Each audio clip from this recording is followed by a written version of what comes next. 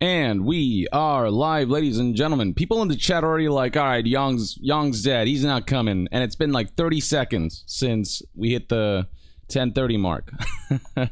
Now I'm here, folks. I'm alive. God. Had a heck of a night. My computer decided to stop working literally yesterday. And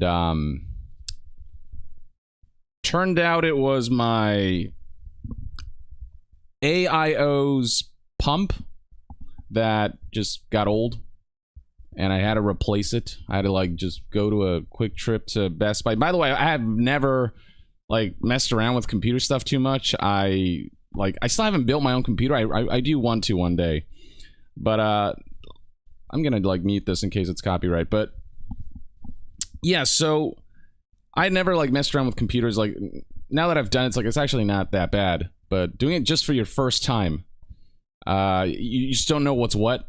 You're like, all right, what this cable goes where? So I had to like look up tutorials and everything, just like trying to make sure this thing was working by the time I, got to stream this. Fortunately, I managed to get everything back together at like, what was it, like 3 in the morning or something. I also had like this like on-camera audition thing that I had to do, which took me all this. Like yesterday was just kind of crazy. A lot of things just like converged together in this perfect storm of chaos. But in the end, here I am. We made it, folks. We did it. Summer Game Fest. What are your predictions? Morbius the game, please. Wow. All right. I mean, if we Morbin today, then that's it. That's GG. That's checkmate. Oh, we already got a super chat here. Pierre says, Big Daddy Yong, let's go. What you looking forward to? I'll be honest, I think we're gonna get something Kojima related in this stream. I don't know if you guys saw, like on Twitter, I think it was. Basically, Tom Henderson, who did a lot of like Battlefield 2042 leaks, I guess, in terms of what's going on internally at the studio, at DICE and stuff like that with the awful launch. He apparently intimated and leaked that Kojima is working on a horror game. Death Stranding 2 got leaked by Norman Reedus, who just blurted it out.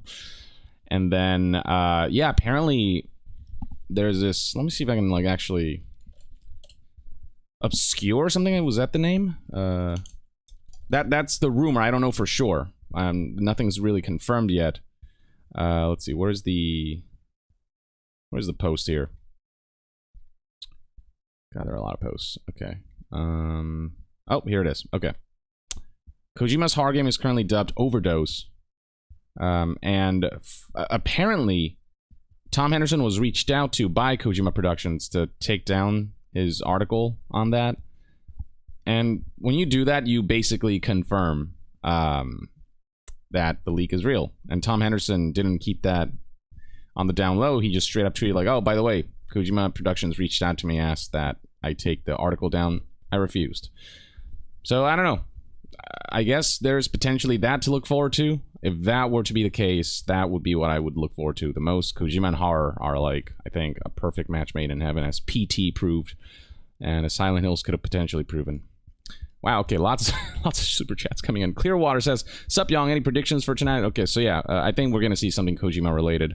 I don't think we're going to see Death Stranding 2. I think we're going to see maybe Overdose. Personally expecting Forza Horizon 5 since it was leaked earlier on Steam. It's getting Hot Wheels DLC. Oh, okay.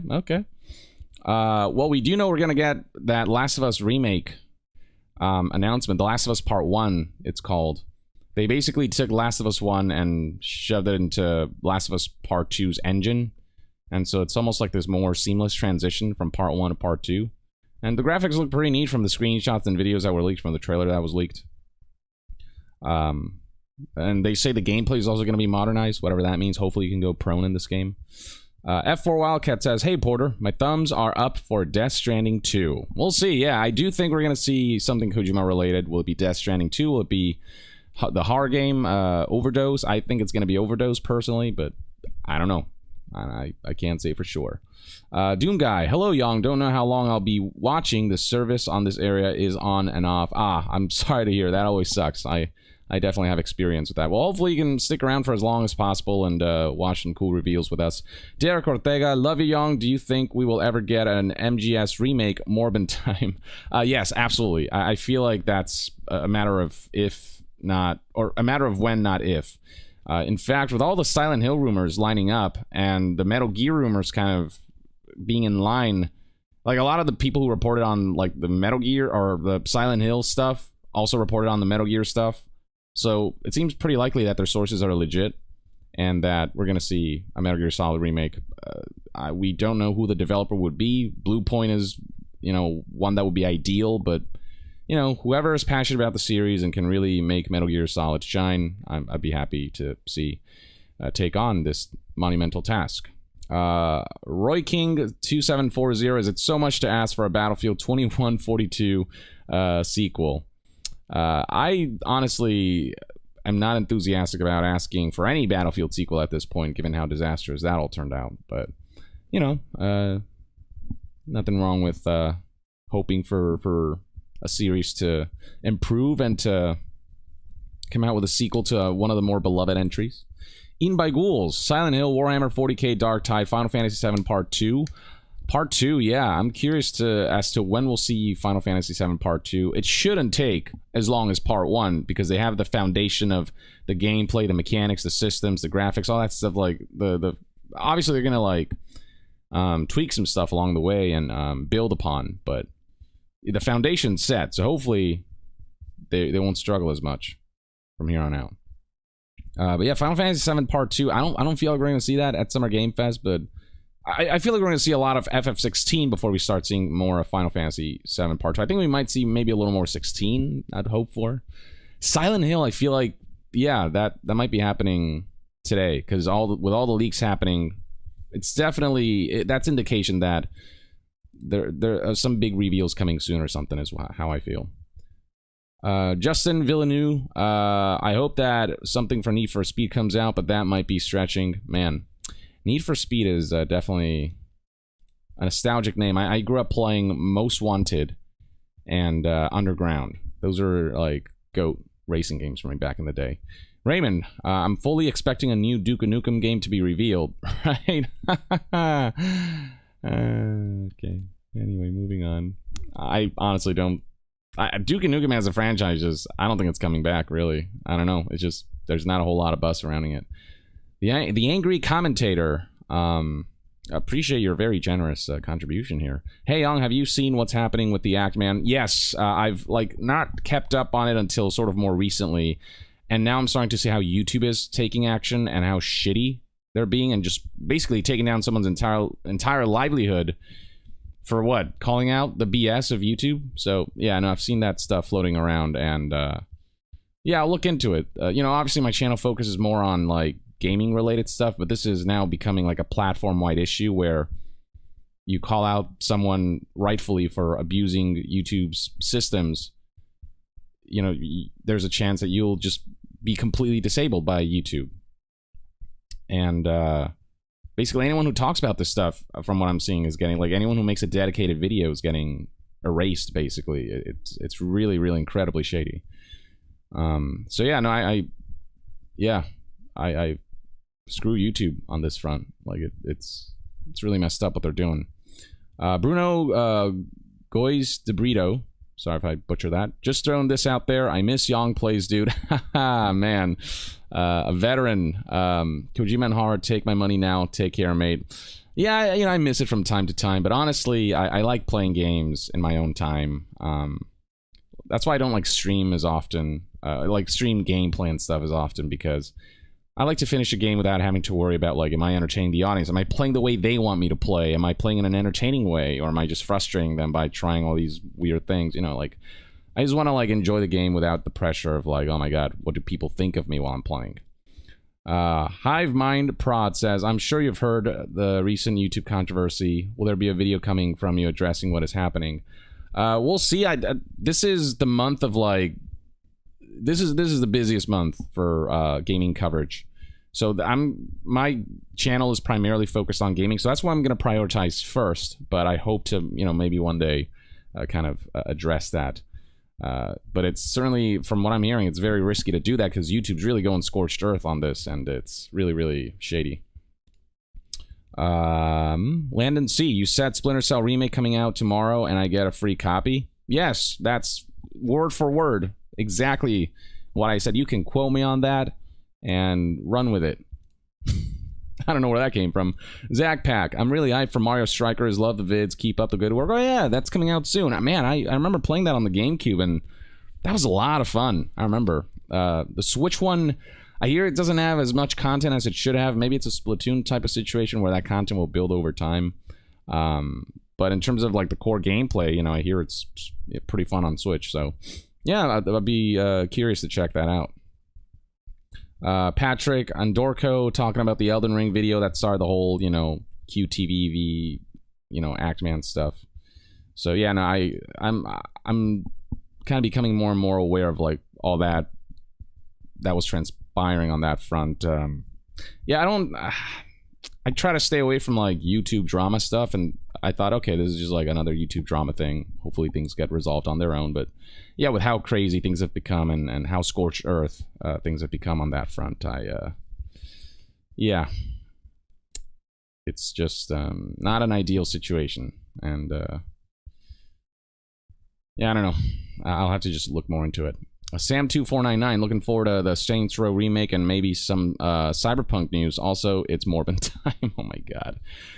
I love the fact that Sony decided to release Morbius again with a thought process of, oh, look at this crowd.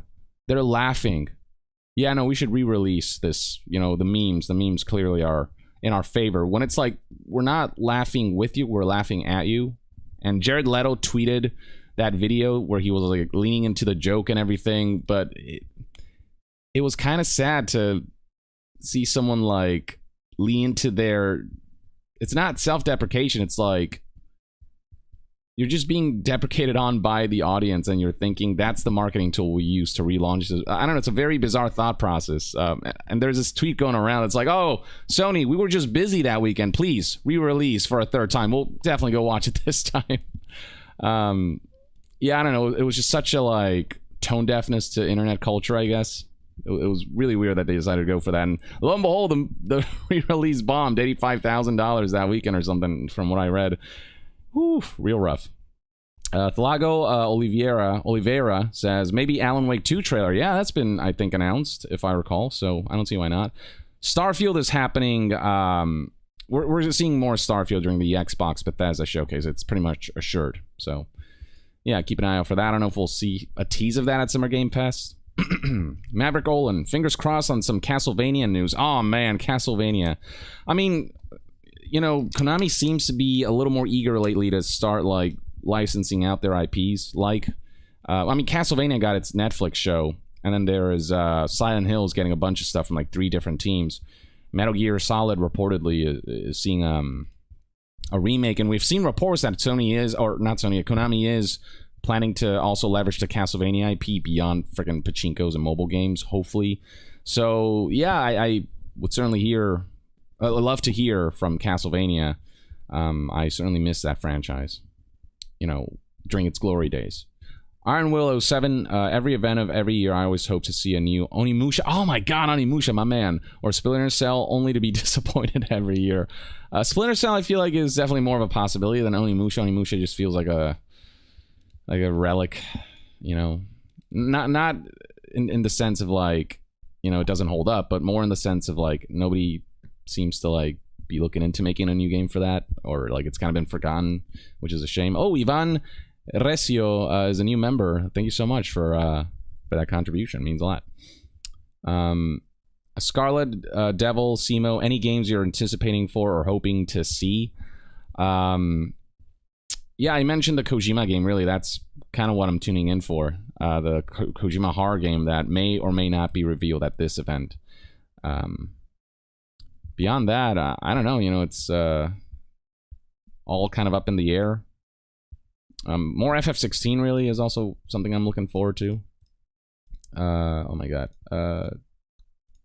So many super chats coming in. Raymond, okay, no Duke Nukem, but at least we should get a new trailer for Abandon. You son of a... Yeah, I don't know if you guys have seen that GameSpot article. I'm making a video on that soon. I've been like... I have so many tabs open for that story. But, yeah, GameSpot kind of blew the lid wide open.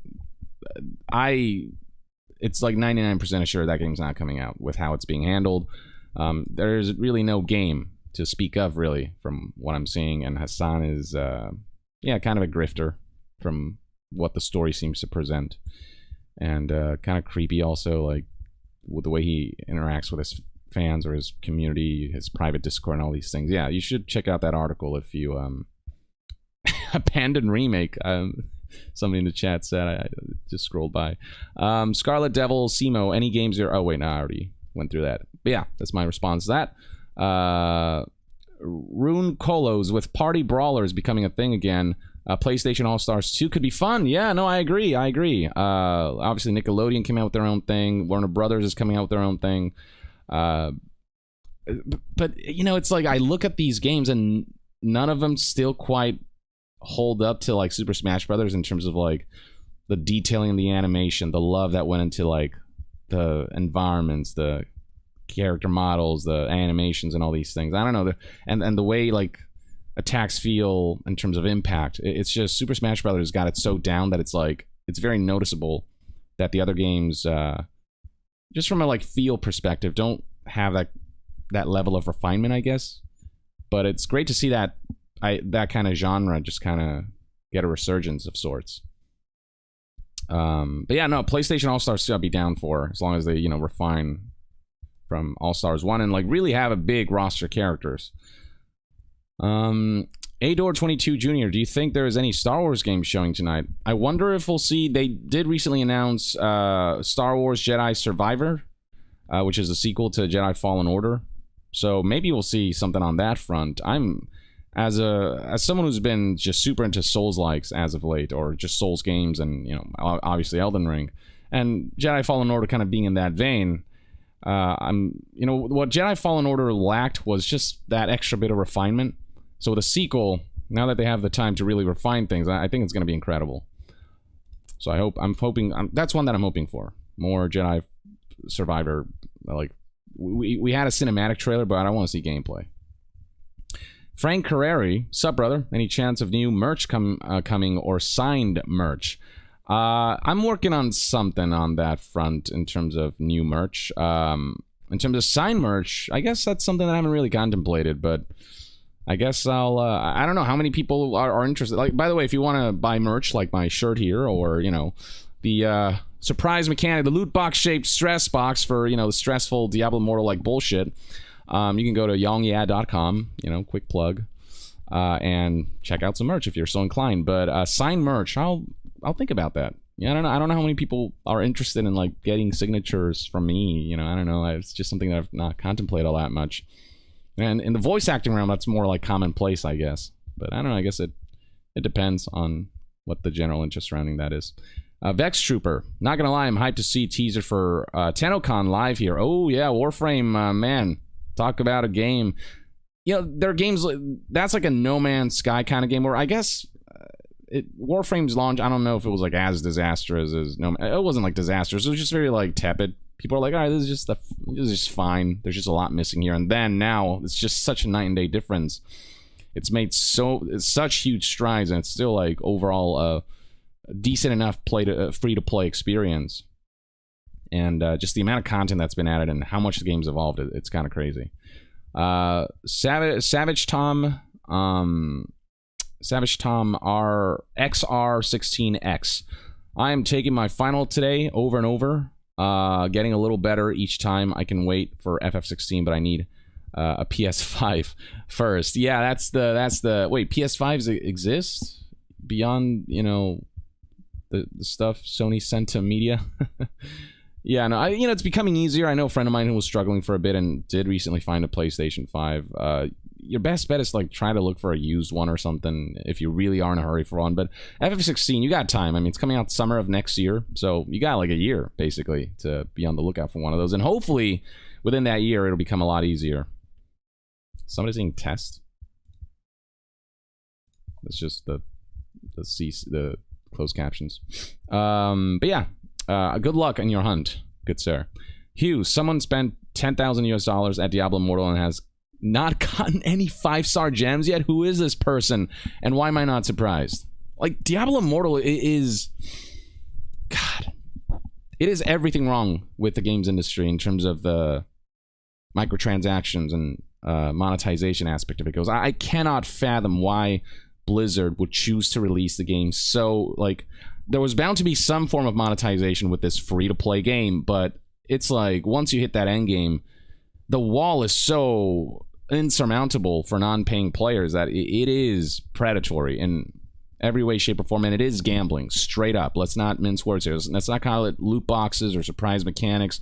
You know, just gotta relieve some stress here for a second, but YongYea.com. Quick plug. But yeah, it's... I mean, an insurmountable wall is not even really covering the full depths of just how shitty that system is, how predatory it is. It is just gambling where you're forced to gamble to really have any viable chance of progression at endgame stuff. But yeah, no, it doesn't surprise me that even after $10,000, you're still not good. I mean, it's a 1 in 2,000 chance. I don't know how many loot boxes that gets you, but I don't know. The odds are obviously not great. Thiago Oliveira, maybe Star Citizen roadmap trailer. Star Citizen, yeah, right. One day maybe, or never. I've given up hope on Star Citizen ever really living up to its promise. It's just such a, I don't know, that whole situation is just not something that I'm a fan of. Benmo, do you think Starfield is gonna be any good at launch? I think maybe Bethesda can make it a masterpiece, but after 76, my hopes aren't too high, unfortunately. Well, this is their single-player, mainline, you know, sort of release. So I'm hoping that they're really gonna... And they did delay it recently just to add that extra polish. So I'm hoping that they learned their lesson for Fallout 76 and that they understand they cannot make a mistake like that ever again.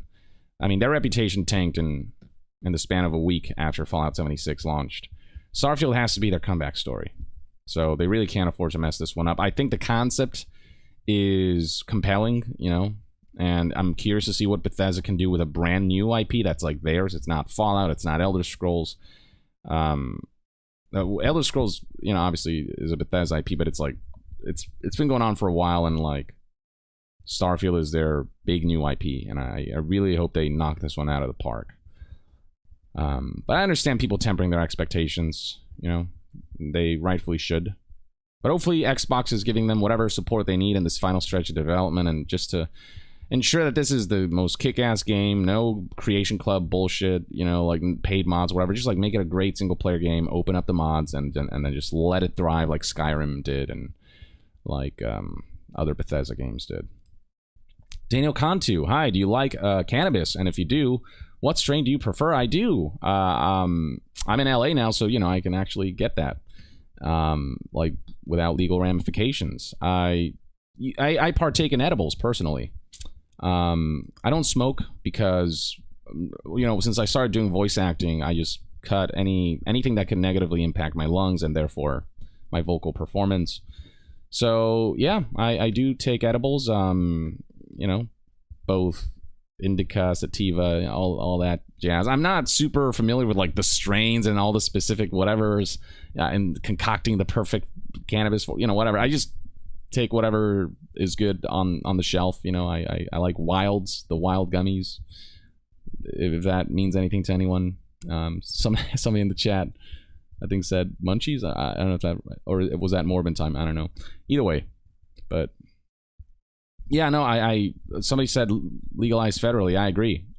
It's, you know, it's crazy to me that alcohol is, you know, regulated but legal, but cannabis isn't, despite it being a much better just recreational solution. And also, the reason I take edibles is in large part to help me sleep. Actually, it's helped regulate my sleep schedule, because I take a couple of edibles and I hit the sack and I fall asleep like a baby. Whereas without it, you know, sometimes, some days my head just starts like, my brain starts thinking about life, I guess, and it just I can't sleep. I have insomnia, and edibles help with that. So, you know, it's a medical use as much as it is recreational for me.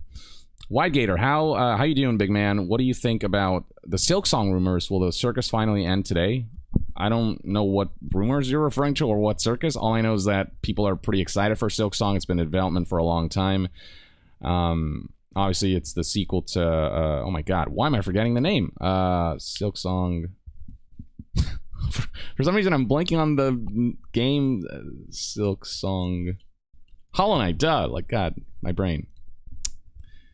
Yeah, but I don't know what the rumor you're referring to is, but I know Silksong is a game that's very highly anticipated, and yeah, it's people have been looking forward to it for a long time. The Angry Commentator, it is sad that I don't want new entries in game franchises, but I want remasters instead. I don't trust modern game companies to deliver. Good example, Call of Duty. Well, funny enough, Activision botched the was it the remaster release of Modern Warfare? They retroactively shoved microtransactions in there. It was just not great. And the drip feed of maps, even though, you know, this old content, basically, you could have just like had this mega package, the ultimate package with this like the ultimate Call of Duty Modern Warfare experience, but instead they decided to monetize the hell out of it. So even remasters are up for debate when it comes to can you trust them, but no, I get it. There's still some games to look forward to. God of War, obviously, is one that I'm super excited for. Ragnarok. That and Elden Ring are probably going to compete for Game of the Year, if I'm being honest. Though I do not foresee Elden Ring being topped by any game in 2022. And so many games have been delayed to 2023 that Elden Ring is just going to, like, by default win, essentially. Blue Grim says, "Oh my god, hotness, I want to be you."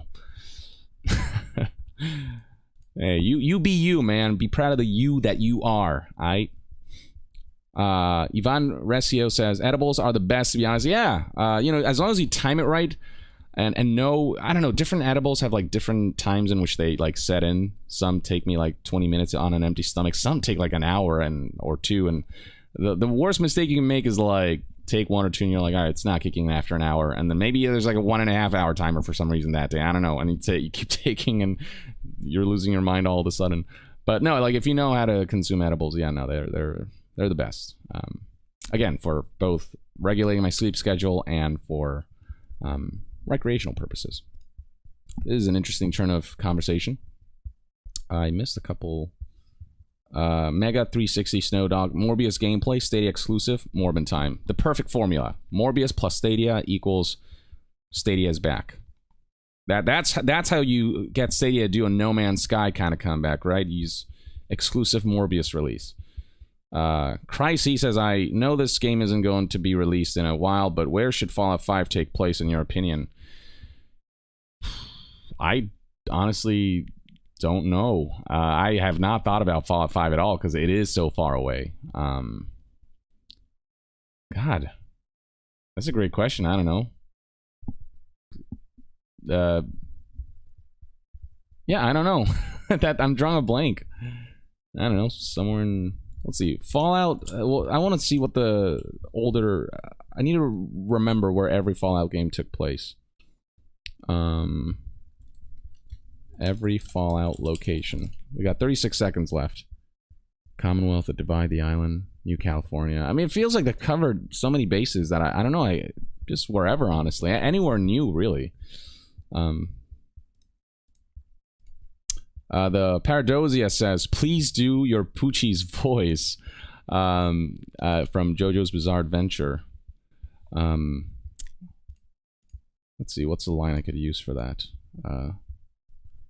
True unconditional love, my dear, is the reward of reaching the gates of heaven. You may go. All right, here we go. So I can reach everyone's, or get to everyone's super chats. Okay, we got some time. Swagmaster69, nice, says, Yong, what are the chances of Hassan Karaman will teleport on stage with Jeff? All right.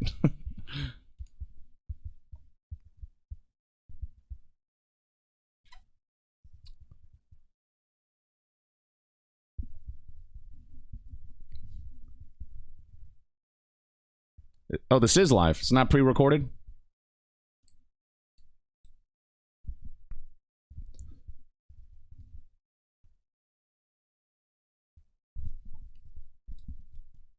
Oh, hold on, sorry. Way too. Now, what I love For some reason, about this show is that it's a true cross-industry there we go. showcase. Sorry about that. Whether you play on Xbox, PC, PlayStation, no audio Switch, for a second or there. mobile, we'll have games for you. It doesn't matter your platform of choice. We're all here to come together as one community that simply loves the art of amazing Fortunately, video with subtitles games. there.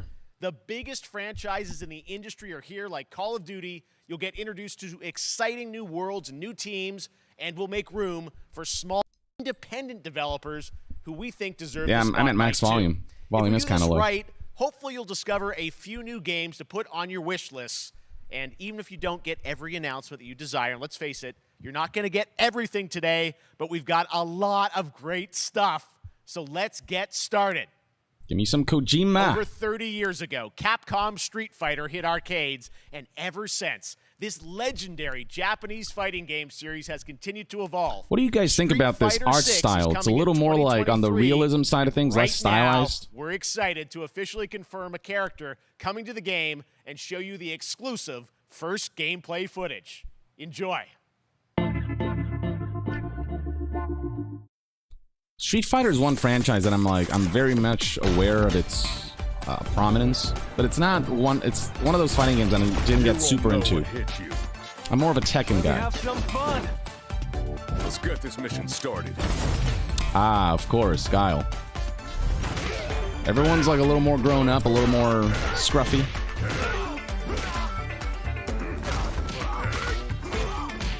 Jeez. Just a massacre over here. Good fight. Got you in my sights. That was very Soldier 76. I got you in my sights. I don't know. It looks pretty good overall. Like, just, yeah, like they're adding some stylistic flares. So, yeah, no, I don't know. I'm digging the visuals. Not bad at all. Time to end this. Edgar Padilla says, Chun-Li makes me absolutely feral.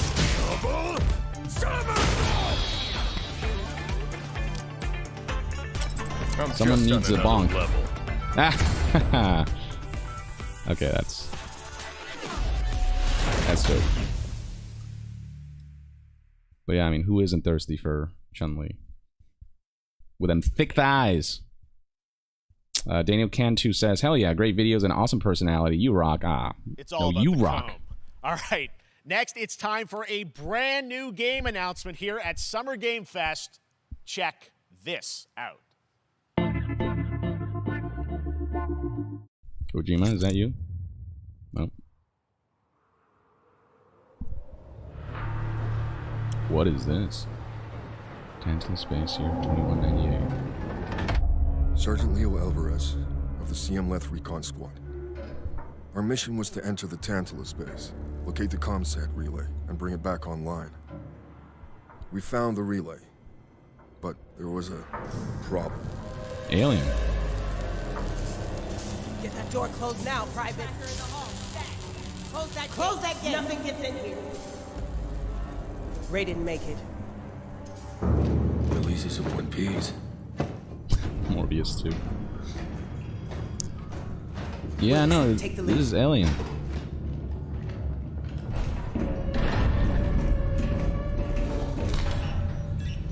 Oh, this ain't good.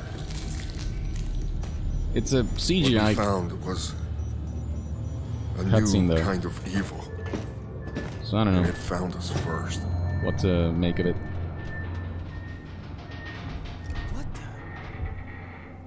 This Wait, wasn't human. is it not Alien? I don't know. Oh, okay. There we go. I was like, those creatures don't look like. Open fire! Is it Isolation 2? Go, go, go! I'm not sure. I've not played many of the Alien games, so Through that door! I'm just taking wild shots here. Hold that door, Sergeant! Son of a... Oh, Fire Team 2. Some people are saying. I don't know what I saw in there. But I know when I close my eyes, I still see it. Now everyone's dead.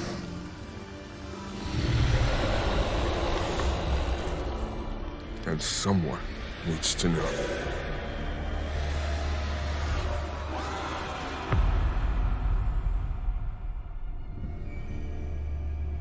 Aliens. All right, what's the stuff? Dark Descent.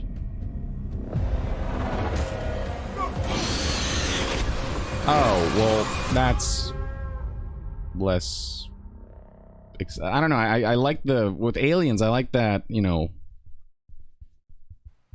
That was Aliens. Yeah, Dark Descent, isometric. I don't know if that works for 2023 to console and PC. The kind of horror Next, you want to induce with 2 years aliens. ago at the Game Awards, we revealed the Callisto Protocol. Yeah, the chat doesn't seem to be a fan of that. Behind the Dead Space franchise. Today, I am thrilled Callisto to get to show Protocol. you the first raw gameplay alongside its creator, Glenn Schofield. But first, here's the quote-unquote Schofield cut of the brand new trailer with a little more gore. I'm so excited for Callisto Protocol. This is from the guy who made Dead Space, so you're definitely going to see a signature horror in this game. It very much feels almost like a spiritual successor.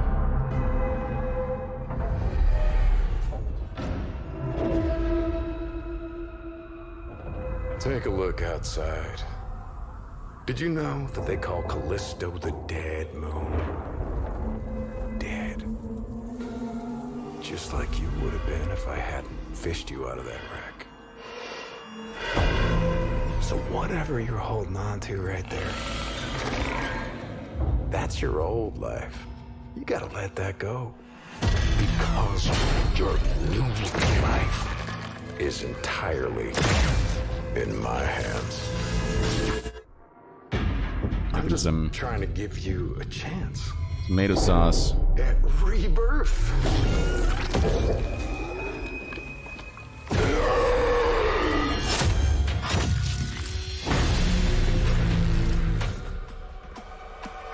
Gross. Oh yeah, that is very Dead Space style gameplay. Ew.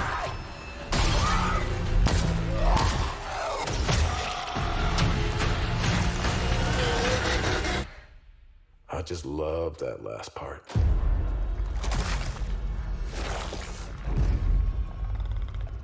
Gives me chills every time. Ooh. Okay. I'm loving what I'm seeing. Of course, there's the limb.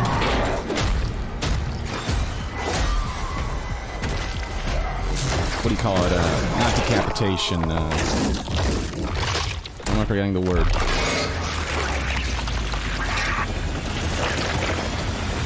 Welcome to your new home. Dismemberment, that's what it is. Thank you, chat. God, my brain today. The Callisto Protocol.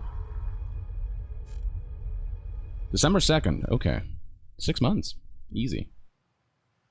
That's right. We know what you wanted to see. And joining me now, Glenn Schofield, Striking Distance. Glenn, first of all, congratulations. This game looks absolutely incredible. And I got to say, the fact that you have built this team, something in the chat said Troy Baker voice. It did. December, I also thought the same thing. It kind of sounded like Troy Baker. So congratulations. But yeah, thanks, man. There are a number of actors who sound like Troy Baker. I really do appreciate it, Jeff. And, you know, for a second, just give me a second. Glenn, you know, the I want to Giga thank Chat. you for all you've done for the game industry all these years, man. I think I've known you like 16, 17 years now. And you've been an ambassador. You've amplified new games, new studios, and I just wanted to thank you. I really do appreciate it. Thank you. It's not about me. It's about you guys. Yeah, I know. But I appreciate that. Thank you so much. And yeah, it's so fun to do these shows and to show this game. So people saw the trailer, but what I'm so excited today is that you just brought a raw gameplay sequence. This game is in development, and people are going to be blown away, I think, when they see it. But tell us a bit about what are we going to see today? Yeah, we got a couple minutes of, like you said, like raw gameplay. It's 2 segments in the first half of the game. One is a med bay, another one is a power station. Eaten by ghouls. Do you think we'll see James Bond new enemies from the Hitman devs, from IO? just hope about so. everything. We're showcasing a new weapon called the Grip. Okay. It's like a gravity gun, but it picks up the enemies and it shoves them into giant fans. It rips them apart. It's great. And then check out the nice ending we have, where we we usually will kill our main character Jacob, and in a very unique way. And just for a second, I want to thank the team, man. Like you said, through COVID, through everything else, the dedication, the hard work, you guys are amazing. Thank you very much. Oh, well, Glenn, I got to say, again, what you guys are shipping this year, this looks like a world-class next-gen game. It's rare that teams are bringing something out like this. Yeah, I think James Bond is a little too early in development for us to see it at this Summer Game Fest. Field, striking distance. Maybe Here next it year? is, the first gameplay of the Callisto Protocol. Thank you, Daniel Cantu, for your generous contribution.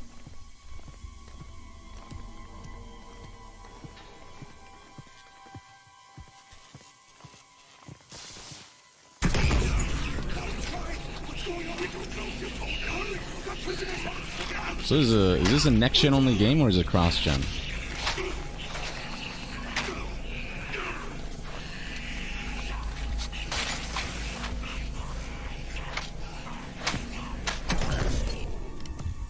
Okay, that feels like it was maybe motion capture, so there's maybe some motion capture at play here.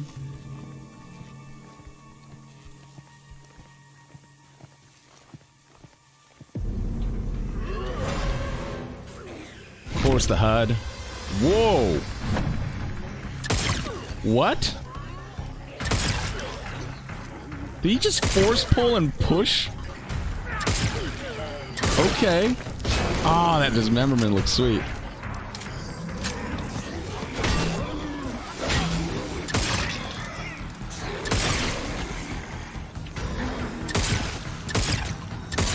Tactical dismemberment. Slime. Oh, you can do a little dodge action. Okay.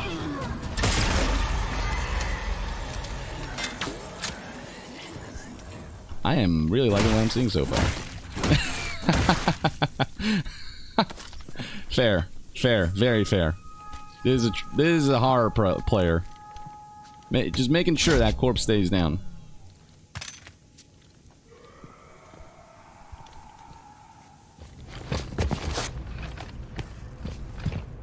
Arunfe says, love watching these gaming premieres with you, Young. Well, I love watching this stuff with you guys. I mean, it just makes it a lot more engaging. Ooh, we're fully armored up now.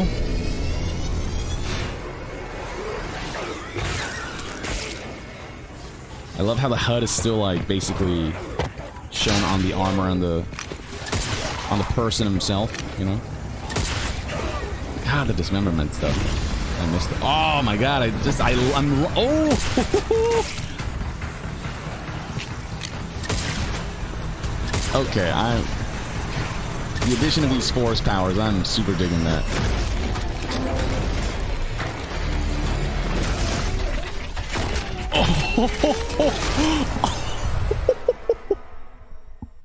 That's not what I was expecting. That's not how I was expecting this to end. This October, Call of Duty Modern Warfare 2 arrives. Infinity Ward is once again returning to its roots for a modern-day action game. And today we're about to show you the world premiere of its gameplay with a level playthrough. To tell us more, let's head to the port of Long Beach to check in with Johanna Ferris, the head of Call of Duty. Alright, Modern Warfare 2. How much gambling will they shove in here? Hi everyone. In 2019, Modern Warfare changed everything. And on October 28th, we usher in a new era of Call of Duty with the launch of Modern Warfare 2. We are back, we are bigger, and we are bringing the entire team. Price, Gaz, Soap, Alejandro, and of course, Ghost. We needed a stage big enough to debut Call of Duty in a whole new way, inspired by the world we're about to enter. Oil rigs, cargo ships, and staggering odds are just the beginning. Here is Modern Warfare 2. Jeez. All the money that they have. Look at that. Well, let's see how it is. I mean, I know plenty of people are excited for this Modern Warfare 2, seeing familiar characters return. So, you know, hopefully they'll get it right. Alright, that's our target. Shadows 1 and 2. Push to your hook points. Let's invite ourselves in. station ship is visual. Copy. Press for assault. Stay on comm. We board, clear, disarm that missile. Be ready for anything. This could be a trap. Actual, we're set. Copy. Get to work. Hello, Mr. Pizza. Appreciate your compliments on my performance as Homelander in the new Death Battle episode. That was a lot of fun to do. A lot of screaming and dying noises.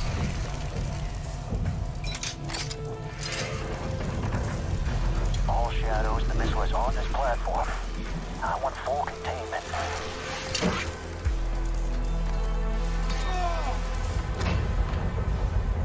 You've got 3 AQ internal. 2-1, making entry. You definitely get Modern Warfare vibes from this. So, cut right clear through.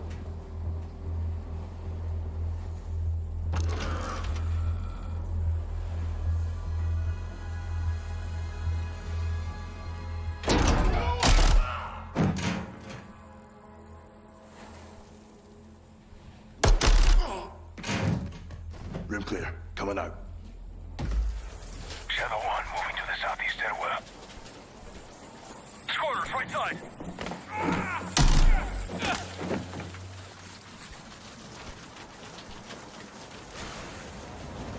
Definitely look forward to the campaign. I've fallen a little bit out of first-person competitive multiplayer stuff.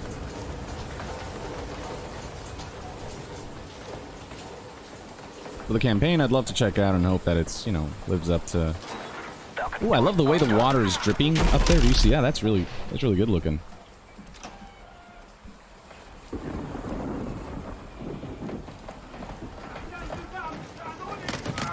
Ghost, we're moving to the main deck. What's your status? Boarding the ship with Shadow 3 now. Roger that. Run down. Rush out. Yeah, visual fidelity-wise. So far, I'm impressed. We need to move fast. All shadows, force out. I want eyes on that container now. 2 copies, moving. We gotta roll.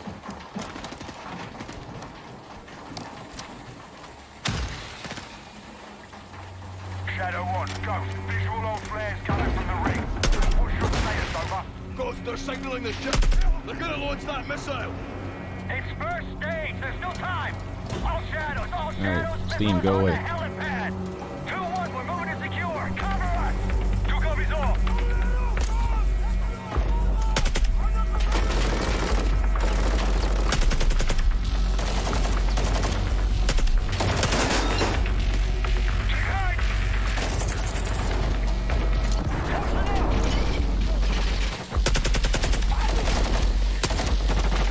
But yeah, I mean, it's Call of Duty. You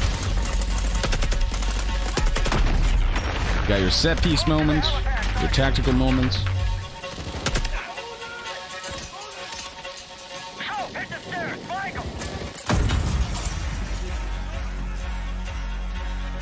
That was, he said, son of a bitch, I'm gonna kill you, in Spanish. Clear. Hijo de puta, te voy a matar.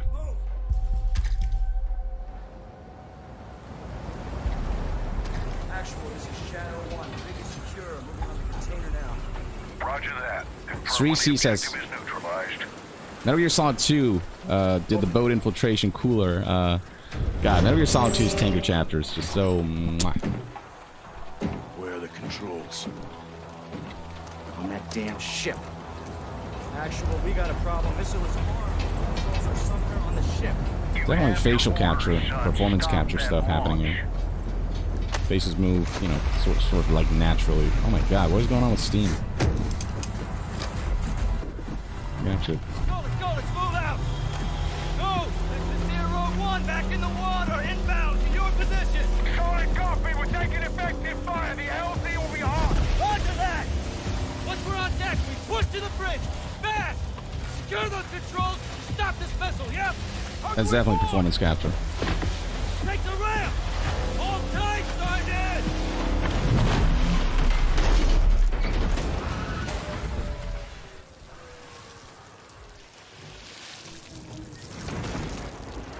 Oh yeah, something the chat mentioned. This is going to be on Steam, Missile patrols are right? on the bridge.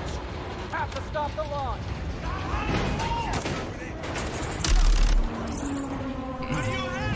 Yeah, the visual fidelity of this game is actually, I'm impressed. Alejandro, maintain overwatch from the rig. We're forcing up. Copy that. Feels like they made some upgrades, maybe, to the engine and stuff. Curious as to, have they announced whether there's going to be a next gen only, or is it multi-plat cross gen? Ooh, that's a good shotgun sound.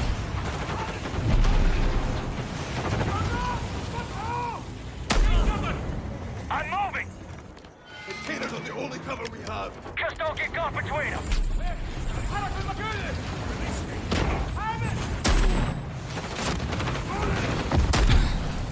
That was the most dramatic death to getting shot in the torso by the shotgun. The slow, like, Entry on the third. We have to get to that door. Check your corner. Watch the container. X-ray down. Course right. Kilo 1, the missile's for Kurtti. How far are you from the bridge? This is 1. We're pushing towards the entry now. Copy that.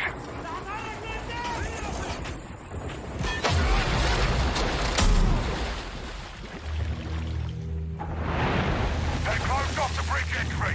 Secure the deck and we'll blow the door. Visual on bridge entry. Check it. wow, okay. So it was being played on PlayStation. All right, stand back. I missed it before. If there were any other button prompts. On bridge entry. 3, 2, 1. Execute.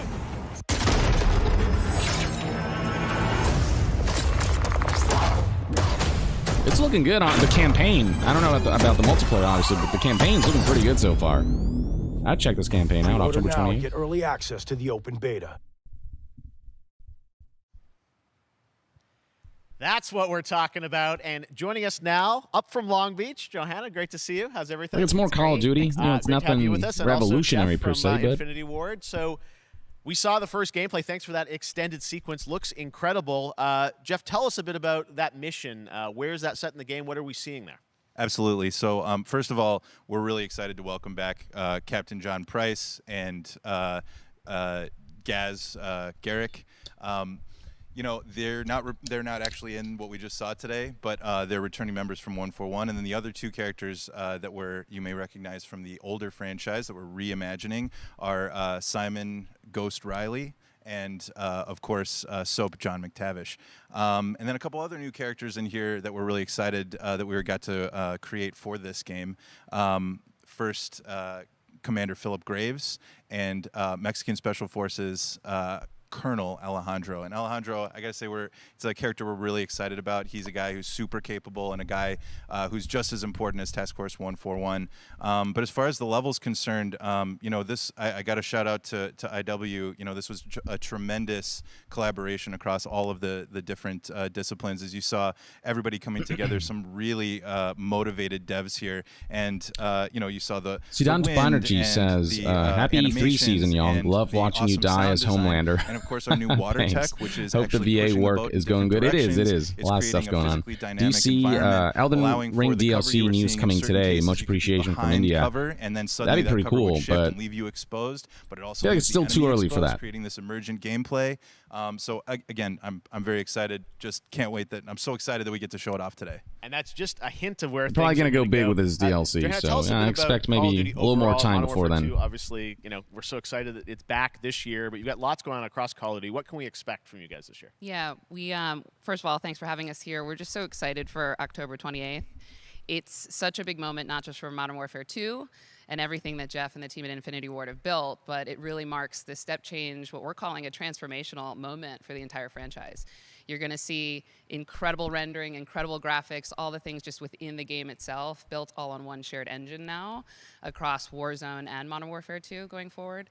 Of course, there's a lot of chatter and interest about the new Warzone experience. We're affectionately calling it Warzone 2.0. There will be a standalone experience of Warzone for current existing players as well. So we're going to sort of feed the entire. Isn't Call of Duty kind of competing with itself? All eyes on the 28th. With the free-to-play Warzone and the, I don't know. Incredible. Everybody's so excited for Task Force. It's part of why Vanguard sales suffered. Warzone I think coming that's to mobile also as well for players on the go. You know, we're on Steam. It wasn't a game that really resonated with people. And there's going to be that a lot also more wasn't to come in the months to follow.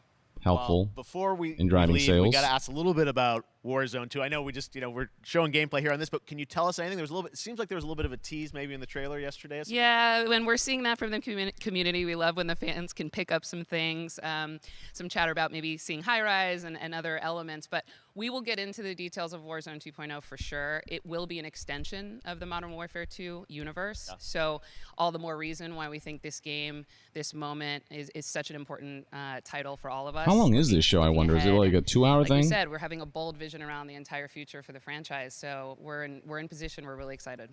All right, well, we're looking forward to October. Thanks so much for giving us a first look at the gameplay. Call of Duty, Modern Warfare 2. Thanks, Johanna and Jeff.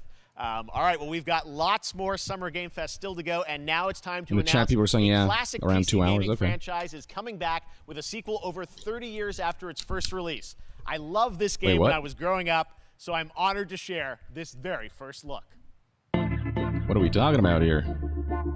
This might be even before my time. It's like 30 years ago.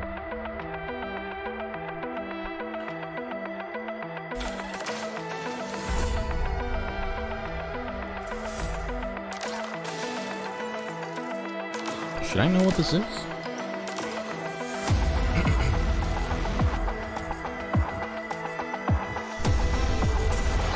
People are saying flashback. I don't think I'm familiar with flashback.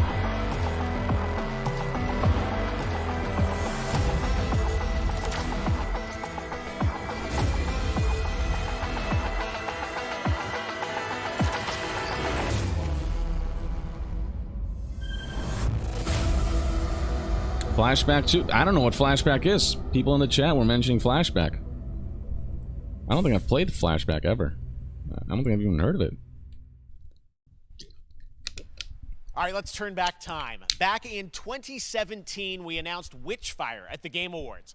Almost 5 years later, I am so excited that the team at the Astronauts in Poland has put together an in-depth look at the gameplay of this dark fantasy first-person shooter, which will enter early access soon. I am so excited to play this, and I bet you will be too after you see this.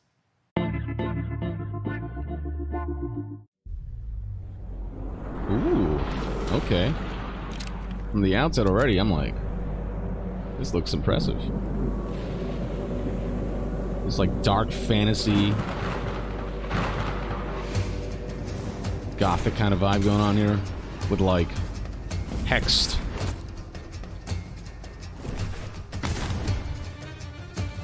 Gunpowder-based weaponry with magical elements. This looks cool. I like this motif, this combination of like mystical, like a witchcraft almost, with gunplay, and with like magic and all these things. Okay, this looks fun. What was that?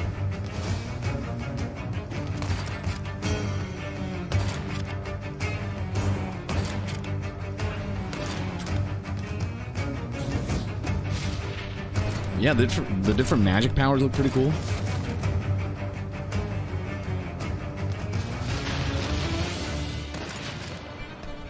This looks fun.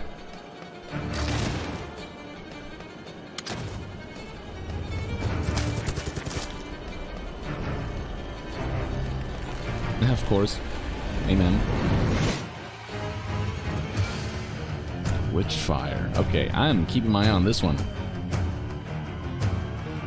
Early access soon. Oh, okay. Interesting. Wonder how much of the game will be accessible in early access. Okay, next up comes an ambitious new game from a new independent studio in Europe, starring some very familiar names. This is Enjoy Raid this Shadow world Legends. Premiere new game announcement.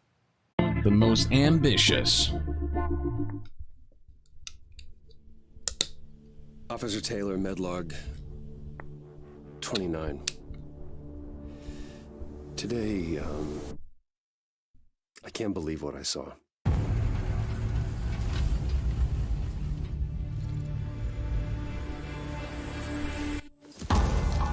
Solace, everything okay in there?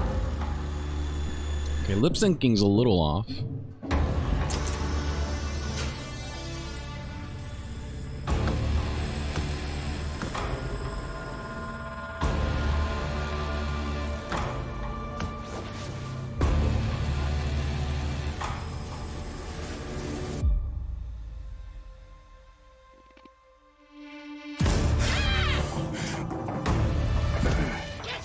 Among Us 2. Said someone in the chat. Something is going on here. And I need to find out what it is.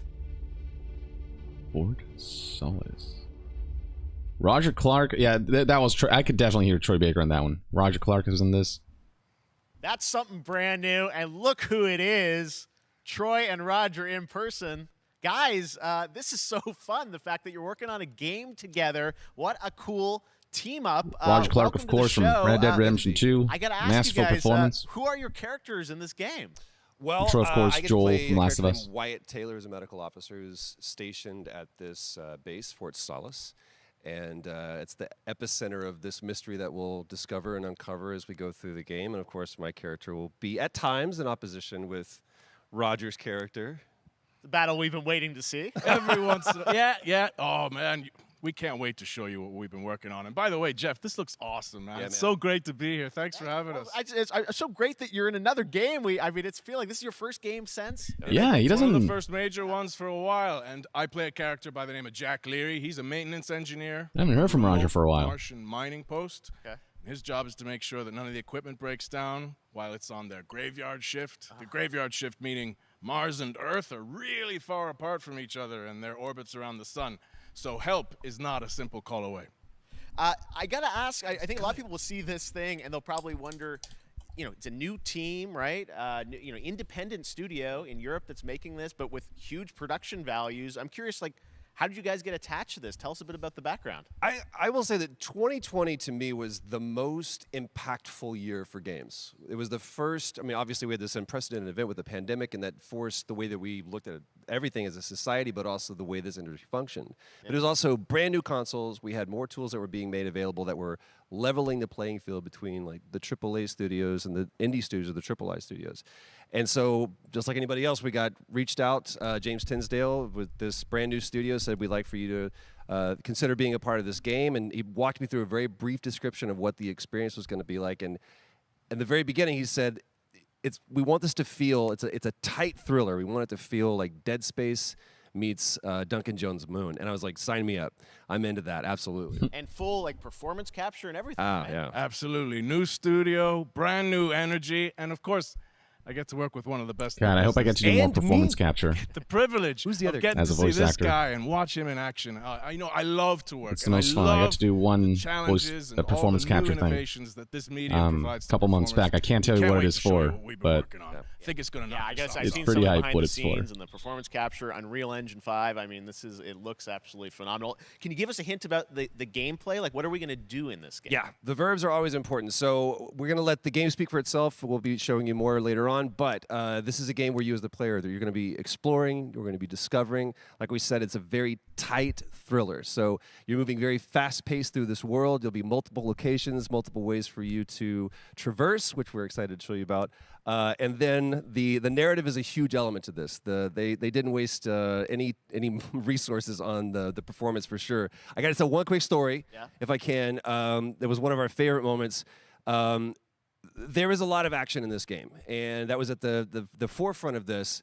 And to speak to the performance capture aspect, we brought in an incredible, I got to give him a shout out to Nathaniel, our stunt coordinator, who walked us through and really approached this in a completely different way than anything I've ever done before. And he says, I want to know the story of this fight. And so Roger and I sat down, we said, these are who our characters are. And he goes, give me 1 hour and I will come back to you with the story of this fight. Interesting. And after an hour, he comes to us and he goes, it was like a recovery program. It was Choreography 12 based on steps. the actors. And he walked us through this interpretation of the character. Fight. And about halfway through, I started tuning him out. And I was like, hey, man, I just want to let you know, I've got no ego about this, but I can do a lot of things. But I can't do this. And he grabbed me by my shoulders and he says, oh, you can. You will. And it's going to be glorious. That almost sounds like a threat. Oh, you can. Trust, and you will. Yeah, I mean, we're it's excited. great stunts. I mean, this is so cool to see. It's an independent studio doing this, teaming up with you guys. We can't wait to see more. Troy, Roger, thanks for joining us here. Happy to be here. Summer Game Thank Fest. you. All right, appreciate it very much, guys. All right, well, next up, keeping up with the space theme, it's time to world premiere a very exciting new game, which will feature a musical score by industry legend Mick Gordon. This one is going to grab you, and we are so honored to debut it.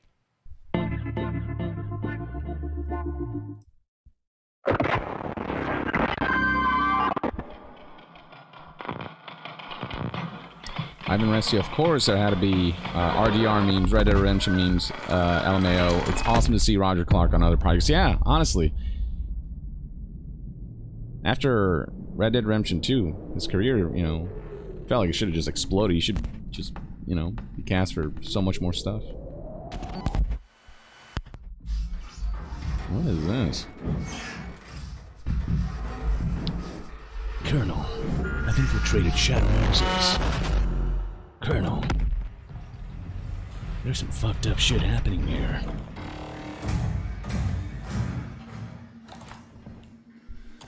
This is definitely,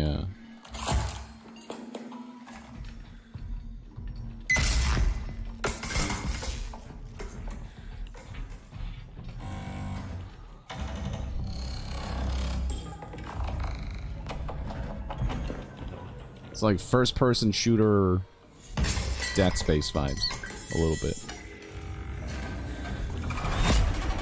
Ah. Who would design a mech or a robot or an android to look like that? Routine. Interesting. Raw Fury. Doesn't that look great? That was Routine coming to Xbox and PC. It was That first looks announced really a dope. decade ago and is now officially back. I can't wait to see more. Now it's time to check in with a very special guest who's been in his fair share of video games, including most recently Fortnite as the Foundation. Dwayne Johnson, welcome to Summer Game Fest. How are you? What's up, everybody? And what's Of course. up, Jeff? He's in the gym. What is up to the Summer Game Fest audiences live streaming right now around the world and everybody inside the epic IMAX theaters. Dwayne Johnson here, coming at you. It's Rock the Johnson my Iron Dwayne. Paradise, the very hot and sweaty and smelly Iron Paradise, powered by, of course, Zoa Energy, the #1 fastest growing energy drink in the game. You guys know me by a lot of nicknames. It's an app. The Rock, La Roca in Like, Spanish. not even- Uncle Handsome, sexiest man alive. One of the most big blatantly drink energy. pluggy plugs. Always room for a cheesy Okay, joke. all right. There's always Can, room for the let's extra large let's cheese keep it pizza, moving. especially This when I'm is delivering, and I deliver them often. all right. You guys also know me as the greatest and most electrifying surprise in gaming that happened. You know me as the Foundation. And I got to tell you guys, #1, thank you so much for the crazy response of me becoming the Foundation. But also, I got to say that, you know, I've had such a pleasure working with Epic Games and the teams over there. And we cannot wait to show you what we have in store for the future. And speaking of the future, in the future, you will also Abhishek know me Mukherjee, as The Last of Us 1 remake announced for PC. Black Adam, It's as in development for millions of you PC. know It'll around probably the come world, you know out the Black like Adam mythology. a year or two He is later after ruthless, he is it comes out on unstoppable. PlayStation. And for those who don't, I always like to say a quick tutorial is this. Black Adam has the powers of Superman, but the only difference, well, there's a few differences, but one of the biggest differences is he kills Superman's people. weakness is magic, and Black Adam's, one of his superpowers is magic. So you do the math. October 21st. I did see the new I Black cannot Adam wait trailer. for you guys to see Black Adam. He looks Around the world, pretty good in as a theaters character. only. And you guys will finally see the hierarchy of power in the DC universe. And the movie looks change. pretty cool. It has been an honor to become Black Adam. and Dude, it where's was the pizza summit? Man, this is going on it is a forever. role that's in Just my saying, The DNA Rock and that I was born to just play. saying, The Rock Born and to play Dwayne the Man in Johnson Black. are never in And the same I'm honored room. to show it to you guys on October 21st. So until then, stay healthy, stay safe. Demetrius stay Rodriguez, focused, keep can you having smell fun, the product keep placement? kicking I can ass, freaking taste it. I Enjoy can your feel gaming, it. And I'll see you down the road. This is Black Adam. That product placement, Black Adam. I felt right here, deep in my What soul. have your powers ever given to you? Nothing but heartache. A-Game Legend says, this is the longest ad I've ever seen in my life. Until I died. Oh, they were just showing the trailer. I was reborn a god. Well, R.I.P. to all co-streamers. I kneel before no one. We're gonna get flagged for this, but whatever. Alright, it is what it is. You can be the destroyer of this world. Or you can be its savior. God, this guy's just very enormous. That's up to you. Behind you! I feel like behind that hoodie, he's doing the eyebrow raise.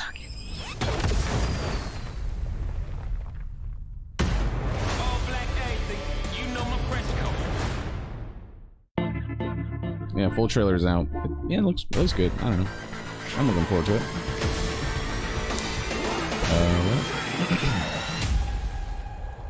Yeah, that was a... Oh, right. There's an expansion for Outriders. Which was one of Square Enix's better sort of looter-esque releases, but it still had a rough launch overall. Let me, like... this is not worth the copyright. I don't know if I can mitigate it by, like, lowering the volume a little bit and talking over it. I'll leave the music on just, like, very slightly. But, yeah, I don't know. Outriders, it fixed its issues too late. So hopefully the expansion will maybe draw some interest back in and, like, infuse much needed life to a game with, like, a lot of potential. And it's one of the franchises, one of the more, like, Western franchises that Square Enix decided, alright, we're keeping this one after selling off, like, Eidos Montreal and, what was the other one? It was Eidos and Crystal Dynamics, that's the other one.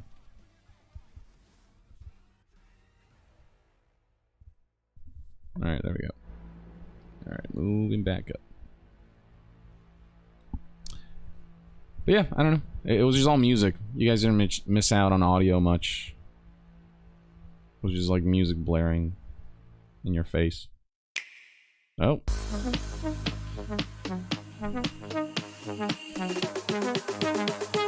Splat. Hell yes. Ooh, yeah. I'm getting this for PC, but, wait, Cuphead? Huh. Capcom. Xenoblade 3. Or Chronicles 3. Where's the Zelda footage? Obviously, Nintendo's gonna probably host like a direct or something where they're gonna really blow the lid out of the water for that. But man, I'm so pumped for Breath of the Wild 2. It looks so friggin' ambitious, having both like... Oh my god, this is not worth the copyright either. Yeah, they have both like the land and the sky, very Skyward Sword-esque almost, except it's like this. It looks seamless. I don't know, maybe. Is there like a transition from the sky to the ground?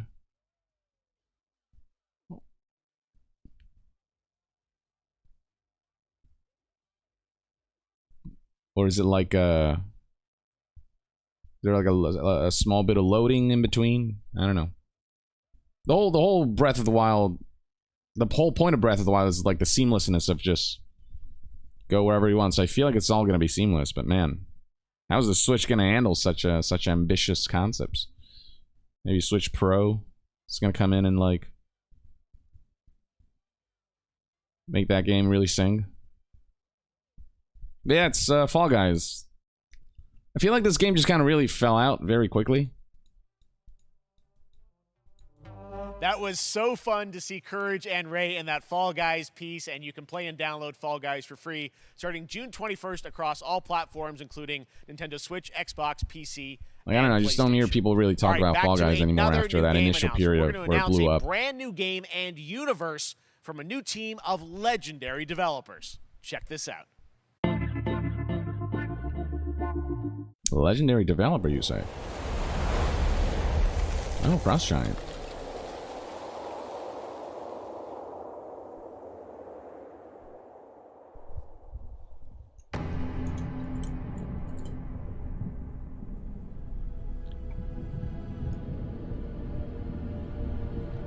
Okay, what do we have here? This is Command.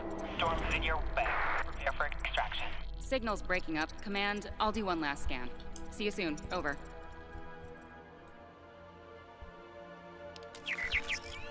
Okay, hurry.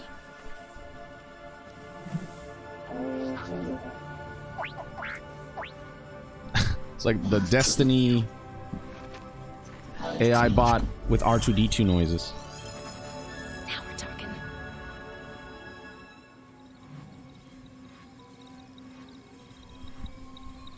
Command, I may be onto something.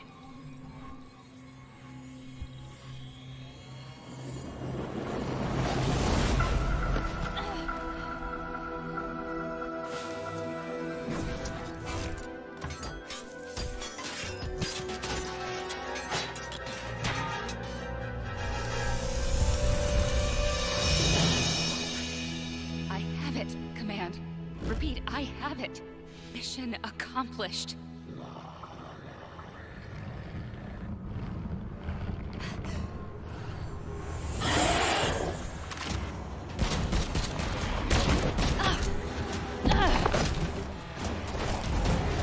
What is this game? Should I know what this game is? Because I'm drawing a blank here. Diablo in space. Yeah, he totally did remind me of Diablo. Hang tight, Doc. I've got this.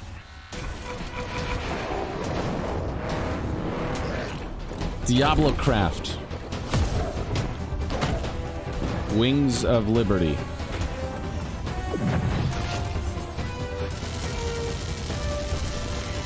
Starblow. Starablo? Alright, I'm gonna stop.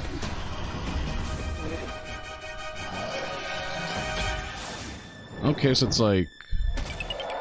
Yeah, I don't know, what's the gameplay here? What's the... Glad you could make it. We gotta move. Now. There's a storm coming. Ah, the classic line. Storm coming. Hell's coming with it. Stormgate. And hell's coming with it, so it's Diablo in space. I'll take it. Register for... But, like, what's the game? What's the gameplay? I got no information from that other than, like, okay, there's a Diablo-looking dude in space. There you have it. I hope Tim, they show some gameplay here. congratulations. Stormgate is real. We have a name and some details. BS in space, good so, lord. first of all, congratulations on this announcement. We're so excited about the return of RTS, brand new franchise. What is a Stormgate, though? All right, so Stormgates are portals that open during a massive solar storm that unleash the infernal host on future Earth. Okay. And we saw some hints of some... I mean, you know, you guys coming from Blizzard... and This does sound like Diablo in space. You know, tell us about the sides in this RTS game. Yeah, we're unveiling our first two factions today, but there will be Oh, it's an more. RTS. So the Human Resistance, and we saw an archaeologist from the Human Resistance Interesting, okay. in that intro cinematic, and then also the infernal host. So it is Diablo Craft, Wings of Liberty. Who come from another world.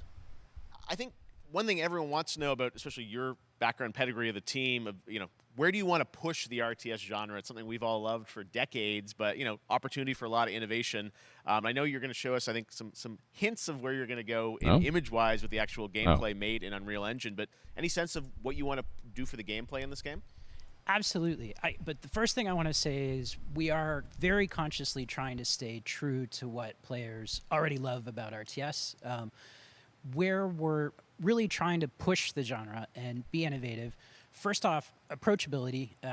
For one thing, we're free to play, but no pay to win, no NFTs, nothing like that. Sure, just to okay. lower that barrier to entry to get players in. But we're also really trying to be a lot more social. So how are you going to make so money? Be able to play the campaign is it just cosmetics We've got or 3-player open-ended co-op, and we've even got 3 versus 3 for competitive multiplayer. But of course, we've also still got 1v1 competitive.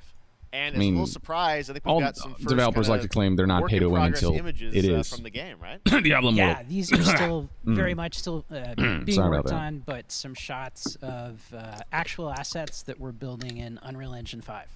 Wow. Well, I love it. And 2023, you said, for the beta, so people can sign up now, get ready. And I'm just so thrilled that there is a brand new RTS franchise coming from you guys. It really does your feel like a background, blend of what like you did, StarCraft motifs and We're Diablo so excited about motifs. this team, Frost Giant. Thank you so Yeah, much we'll see for where it goes. giving us your announcement today on Summer Game Fest. Thank you so much for having us here. Really grateful. Awesome. All right, Frost Giant, Stormgate, keep an eye out for it. Now it's time for another indie game announcement that I'm excited to share with you. High Water. Check this one out. Good morning, High Water Dwellers. High Water Pirate Radio, keeping you in the know with our flow. Peter says unless they show off Ragnarok or something Kojima, they blew their load too early with Callisto. We'll see. There's usually always like a big finale. We can't deny Like Elden Ring was announced during on a sunny day. Summer Game Fest, right? Or like new footage or a new trailer was shown, or was it announced during Summer Game Fest? I forget, but I remember Elden Ring being like the show closer for one of the Summer Game Fest. Was it last year's actually? No. Maybe? Yeah, I don't know. I forget. But so you never know. You never know what the big closer will be. I feel like if there's a big closer in this event, it would be Kojima, because Jeff and Kojima are tight like that, and Kojima just like draws hype everywhere he goes, because it's Kojima. Esteban Navarro says, can't wait for the innovative microtransaction speeds. LOL. See, that's why we have SSDs now. Faster credit card reading. Aramfe says, why do they keep interviewing these game developers for games no one cares about? Well, I don't know. That's subjective. Like, if you don't care about some games, that's fine. But, they're trying to show a wide variety of things. And I prefer to see variety, personally. And, yeah, the developer interviews... What a breathtaking trailer. Some offer useful information, others are more game like, yes, thank you so by much. extreme climate change. Which is Now, like cool, speaking but of the world it doesn't around offer a us, lot of the information. conflict in Ukraine is not far from anyone's mind, and it's impacted the development of games, including Replaced from Sad Cat Studios, a Belarusian studio with devs from Belarus and Ukraine. The team had long hoped to reveal a new trailer here today, but were understandably unable to complete it in time. Guys, I just want to say we're thinking of you and all the developers impacted by the conflict. Yeah, Hope to be definitely. able to share your work at a Stalker future 2 show. developers had to move, All right, our next essentially game is an official relocate. selection of the Tribeca Games I Festival. really hope It's they American get back on their Arcadia, feet where and you play Trevor, whose life is being televised with the viewing population constantly voting everything turns you out up okay for or them. down. When you become unpopular, you need to start running for your life. Check this out. What is... Okay, Ooh, Dragon's Dogma 2, says Guff. Probably isn't showing, but I can still hope. Picture a city where technology Very underrated and science game, the first one. go hand in hand with fun and entertainment. My grandfather, Elijah Walton, had a dream to build the city of tomorrow. That dream is now a reality, and that city is Arcadia. A 43-square-mile metropolis where each and every citizen enjoys a life of luxury and comfort. Broadcast live what is 24 this? hours a day, 7 days a week on every digital platform. Dystopia Simulator? American Arcadia. Control. Subject on the run on camera 4025.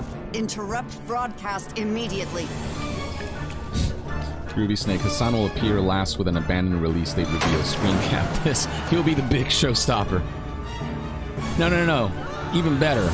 Hassan will appear on stage. We can't allow with Trevor Hills to Hideo escape Kojima. under any circumstances. Mark my words. Trevor, can you hear me? Be careful and don't make a sound. Don't worry. I'm going to get you out of there. Interesting stylistic choices. Very retro looking. Apparently, we've made it to the beach. Next up is a sequel we've all been anticipating for a long time. There's Trouble in Paradise, and watch out, you don't want to get bitten. After many years of rumors, we finally get an update on this much anticipated sequel. A little rubber banding there. Much anticipated sequel. Is it a new Legacy of Kain? Because that would be an anticipated sequel. Worth the label.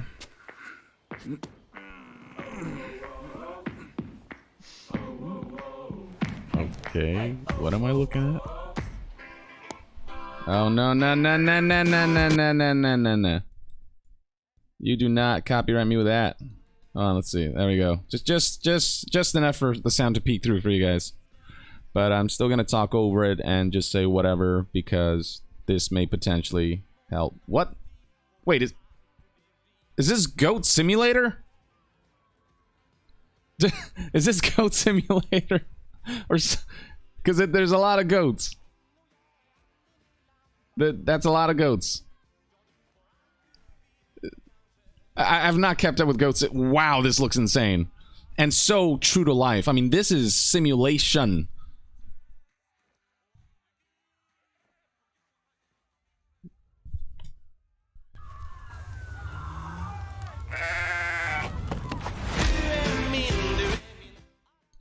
Wait, 3? Wait, there's a 2? I've not kept up with Goat Simulator, so... Alright, so let me, there we go. Play YouTube. There you have it. Like that a fiddle. was Goat Simulator 3, and it's coming later Again, I've not kept up with Goat Simulator. I didn't know there was a 2.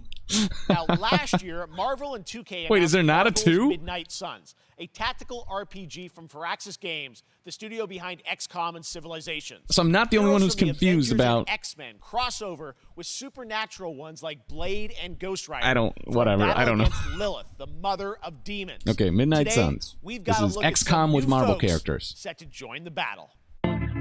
Okay, so there's no 2. What the fuck? Whatever. I'm gonna stop questioning things. It's Goat Simulator. You just accept it for what it is. No hope under your watch. I mean, Flight Simulator looks like chump change compared to Goat Simulator, as far as realism is concerned. Ooh, Venom. Hell yes. Gross. Yeah, alright. That's Venom. Need a little bonking from time to time with that tongue. And I will make you whole once more.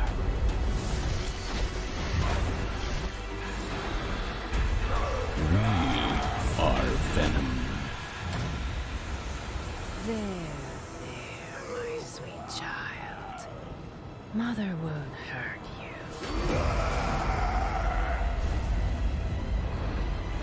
She says while subject screams. Spider-Man! Parker, look. I'm gonna need some backup. Is that Yuri? Are they using Yuri for this one? Because that's what I'm all about, Blade.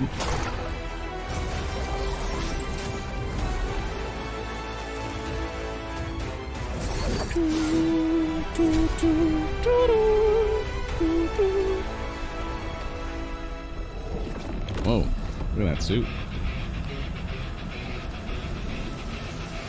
Let's rock. What? Interesting music choice. I'm not gonna mute this one, whatever. Let them copyright. What? What? Oh. So there's just demon versions of... What? Is this a thing from the... I don't know. I don't know if this is a thing from the comics. Oh, and Dr... What? Oh, just the skin. I was about to say, did they lock a character behind a pre-order bonus? Counting on you again, old friend. 3, 2, 1. That used to always work. Well, it did that one time.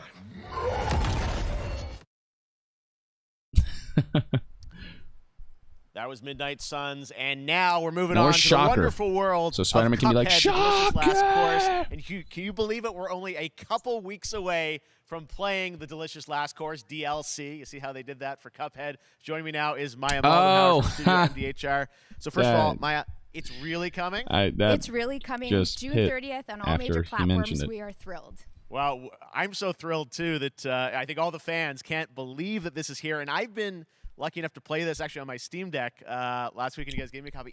Finally got my email. My Steam Deck is coming Monday, you guys. I'm excited. How amazing this looks and the backgrounds and what you guys have done. I feel like you've amped up, obviously, the gameplay. It's difficult, as we would expect, but the visual look, you guys have taken it even to the next level, which I didn't think was possible. Yeah, we absolutely did. I couldn't pinpoint one thing that we're proud of in this because we really honed our craft, took everything to the next level from animation, the backgrounds, the music, gameplay design. How substantial is and of course, DLC? a new playable character, Miss Chalice. I'm very proud of her. Chalice is fun to play as, and even though this is a DLC, it feels like it's its own game inside of Cuphead in many ways. It is, definitely. Yeah, you just get on the island, and there you are off to this new new territory, which is amazing. Yeah, it's our biggest island yet. Super-sized bosses, lots of secrets to discover. Don't let any rock go unturned. Heck, sounds like a whole new entry, lots basically. of challenge ahead. Well, I know you brought. I know you don't want people to necessarily have too much spoiled about the game, but you brought a little something for people. A little something, yeah. It's brand new gameplay footage of one of our. All right, we need the bonk police over here in the chat. Y'all too thirsty. And features some of my personal favorite attacks and transformations. We hope everyone enjoys it. We need the bonk squad. Check it out. Cuphead, the delicious last course. Thanks, Smile. Thanks.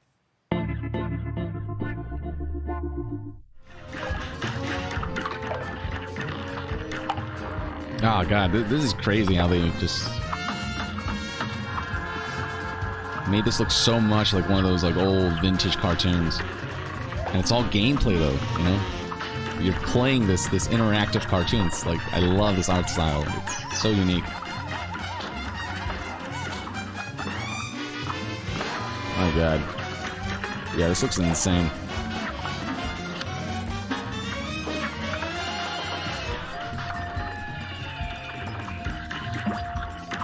God, there's a lot going on.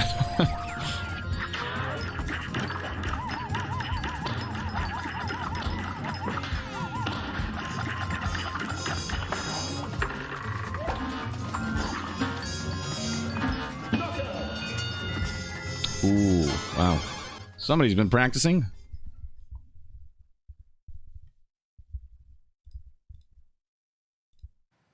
Now, if you want even more Cuphead, and who doesn't, tomorrow we will show you an exclusive look at Season 2 of the Cuphead Show when I co-host Netflix's Geeked Week, which will get on that. include Not new show seen that yet. and game announcements. It streams at 10 a.m. Pacific, 1 p.m. Eastern. And that's not all. There's more Summer Game Fest all weekend long. Coming up next is Esteban Navarro, this is like the fourth game. I know there's like 3 other versions of GOAT already, but hey, looks better than the Diablo StarCraft game that I already forgot the name to. There is the Epic I don't Games know. Store We haven't really Showcase seen from much of 11 it, so Pacific, 2 p.m. Eastern, I'm just with news neutral on Rocket about it. League and the Tribeca Game Showcase. And I Sunday, cannot don't pronounce miss the this. Xbox You and now Bethesda so Game oh Showcase Batman. to look at the Can future you of say what Xbox Enrico and Pucci Game thinks about Pass. this Summer Game Now Festival we have until some now? exciting news for Nintendo Switch and PC I'd fans say he about thinks Neon White, he hopes a game all where these you play games an are in assassin physical from medium. hell He loves them who disc, slays you know what I'm demons saying? For the chance to ascend to heaven. Speaking of Pucci, heaven you say. That was really well timed.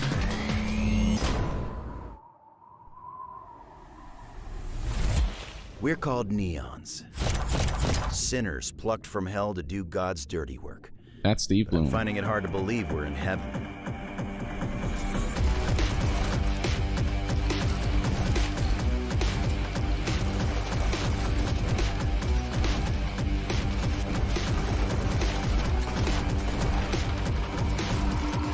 Got 10 days here. New day, new mission from Almighty. That's Pro ZD. That's someone show. Showering me with gifts. Good thinking.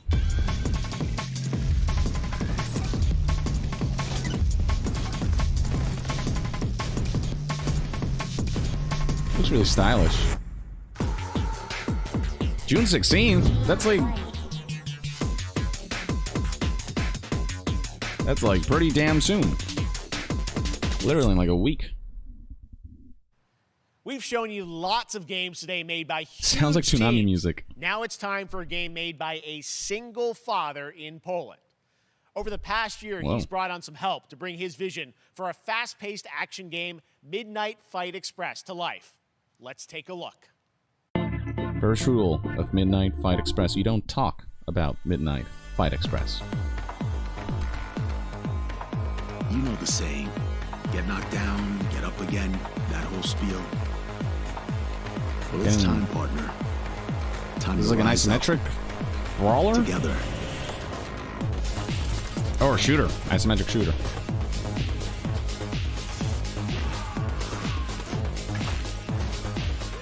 It's got like Sifu blended with Hotline Miami vibes. It's happening. The big guy's actually This music slaps. Oh. Well, I sat at his side, seeing lives as dollar signs. Had the stink of corruption all over me. And you know who put it there? Nah, not him. Me. Well, I ain't wearing it anymore. And neither are you. Yeah. Tonight, we wash this whole damn city down. What? That's an interesting team. Midnight Fight Express. Looks kind of fun. Yeah. Such a cool game, and I'm happy to announce that a PC demo of this game is going live right now on Steam and will be part of the Steam Next Fest next week. I really want more playable games to get in the hands of you guys at home, and that's one of them. Check it out. All right, joining me now is Megan from Digital Extremes to talk all things Warframe. Little tease of Warframe. Megan, how you doing? I'm so good. My fellow Canadian. I know. We got always have these Canadian teams on the show. I don't know how that works out, right? It's okay. We do. Well, I sense some bias over here, Jeff. Warframe over the years, and I know right now anyone watching on Twitch for more than Obviously, 30 minutes, this show is going to get a special Twitch drop, right? That's right. I already have seen people getting it, so it's very exciting. She's right there, loud and proud. Protea, 30 minutes for watching. Thank you for letting us kind of take over your special events category, but she is there and she is for you if you are properly linked up. No, Warframe, as I said, we've done a lot over the years. You guys have done incredible things with the game, and I know you have TennoCon coming up in July, which is your big event of the year to reveal what's next. What can you tell us? Well, I can't tell too much, but yeah, July 16th, 2022. It's a digital event again this year. Today, actually, we just launched the digital items for it, so you can get some in-game goodies, some really cool cosmetics, some merch, all that really great stuff went live today. But of course, the reason I'm here is to, kind of debut. We have our Tenno Live during TennoCon, which is our big reveal of the night, and we usually do a little bit of a gameplay, a little bit of a demo, and I think a lot of people can suspect what it might be, but I'm here to kind of confirm what it is that Tenno Live is going to show. And what is that? Can I say it? Yes, I think you can. Okay, you're going to get your first look at the Deviri Paradox. Finally, I know it's been a couple years, but Deviri Paradox is going to be what Tenno Live is all about, and I'm so happy. The team worked really hard on the teaser you're about to see for it, and I'm just really proud and excited to show it. Awesome. Well, thanks so much for being here on Summer Game Fest. Let's take a look at that right now. Okay. My child, my friend, what was done is done. New dangers, new choices await us now.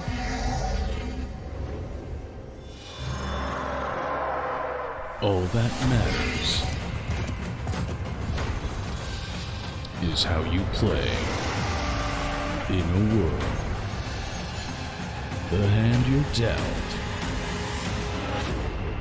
This looks fascinating. For now, dream of who we were and of who we have become.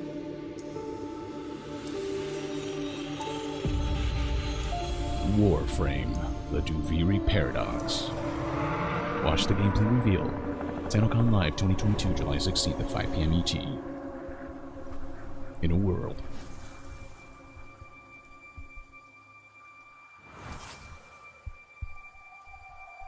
Yeah, so I haven't kept up with Warframe much lately, so I don't know what any of this stuff is, but Warframe fans in the chat do seem excited. Next, it's time for a new look at Honkai Star Rail, an upcoming open-world space RPG. Yeah, a lot of space today from Genshin Impact studio Hoyoverse across mobile and PC. This studio continues to deliver, and this new trailer reveals for the very first time a new and exotic realm players will be able to explore. Yeah, it's basically like Genshin Impact is more fantasy, is more like sci-fi, basically. Man, they made so much money from Genshin Impact. Curious to see what kind of game this is.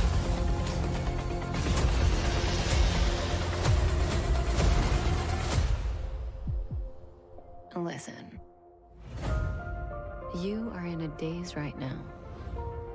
You don't know who you are, why you're here. None of that matters. Voice acting's pretty solid. In the near future, you will encounter many perils. You will meet companions who treat you like family. What's the genre of this? On unimaginable adventures. Like in terms of gameplay? I imagine you're gonna be collecting Remember what you feel in this moment. waifus and husbandos left and right. Maybe. What? You will arrive at the end of the story. Wow, that is the most chill finisher. Yeah, is it like an action game? Oh, it's a turn-based RPG. Some people are saying in the chat. Is that? Yeah, I don't know. I'm just calling out what I'm seeing in the chat. I don't know for sure. Honkai Star Rail. Okay, looks interesting. I have wine to soothe the souls of honored guests. Welcome aboard the Cienjo Lavoie.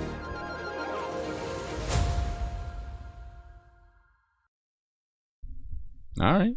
Okay. And that's not all from Hoyoverse. Today, I'm excited to introduce you to Zenless Zone Zero, their next major new IP. It's a futuristic urban action game. I have to say, I'm blown away. I don't know if naming a game ZZZZ, you know, it has the detail of Genshin Impact with a fast-paced action style. The best way to brand your game, but premiere of a brand new look at Zenless's notable characters, armed enemies, and world of danger. Yep. Yeah, the chat's caught on too. Lots of ZZs in the chat. I mean, they're experimenting with, like, I guess different genres now that they have just money to burn from Genshin Impact's huge profits. And it's, I mean, its popularity is still massive. People really have taken to that game.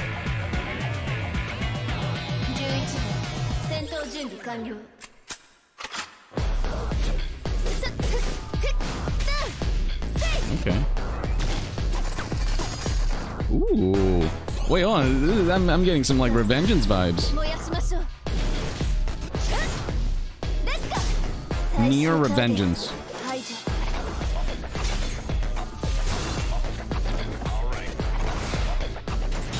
What?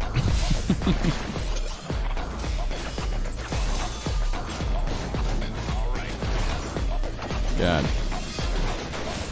The thirst bait.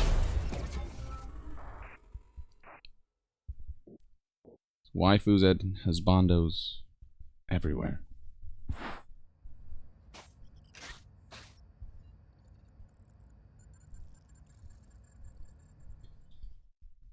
I really hope Jeff has like a really big finisher for this, because it's been very like middling so far. Not a lot of heavy hitters, some cool stuff, but arcade games back in the day. Well, it's nearing the end of development, and the team wanted to use SGF as a way to reveal one exciting aspect of the game they've been keeping under wraps until now. Okay. TNMT. Oh, TMNT. Okay. Beat'ems are just so fun. They're just, they're kind of mindless. You know what I mean? It's like comfort food of video games. You just go in there, hit a bunch of stuff. And it's like all very fun in its presentation. It's all very bright and arcadey. Like it's just good old fun. And it's, of course, Teenage Mutant Ninja Turtles. Oh, 6-player mode.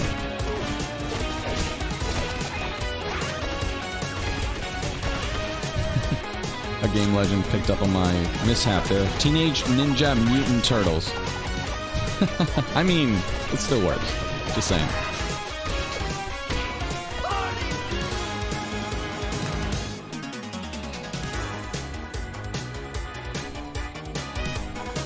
Shredder's Revenge. Game Boy. June 16th. There's like, that's 2 June 16th games now.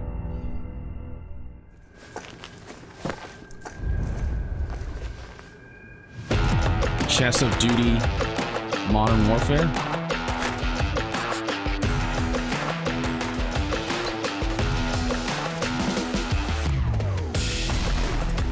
Yeah, I don't know what this is.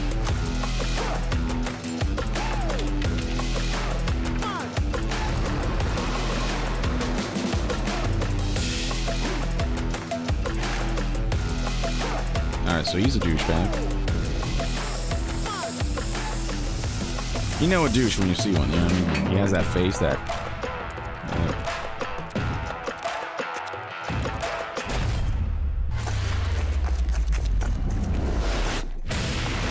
What is this, though? What? Is this Saints Row? No, I don't feel like it was Saints Row. This is definitely something else. Chess 2. For all this time, we've only had Chess at long last. The sequel to Chess. That was just Super People, okay.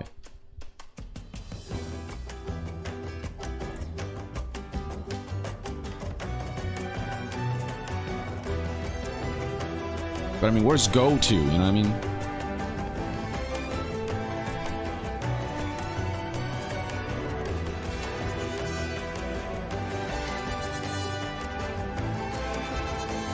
This is like a grand strategy type of game. Humankind, Cultures of Latin America. Oh, it's Humankind's expansion. Okay, gotcha. But wait, there's more.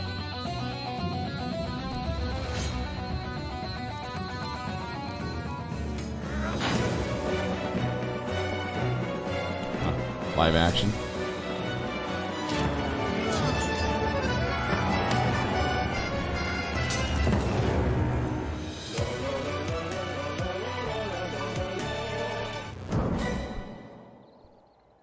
What is happening right now?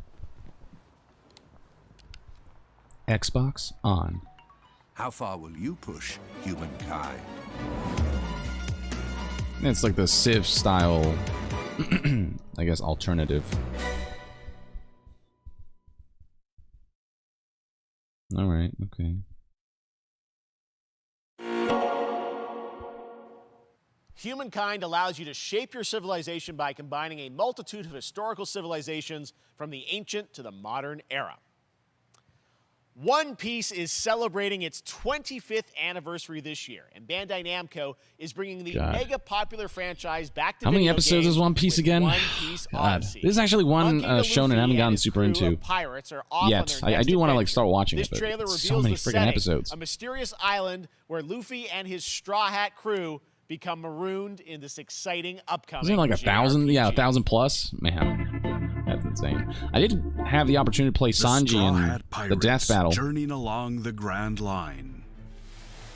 見ろよ、あの島。でけえ塔がいっぱい立ってる。空に伸びてるあの光はなんだ。よし、面白そうだ。 That is an Elden Ring map marker. 変な形の積乱雲がすごい速度で増えてる。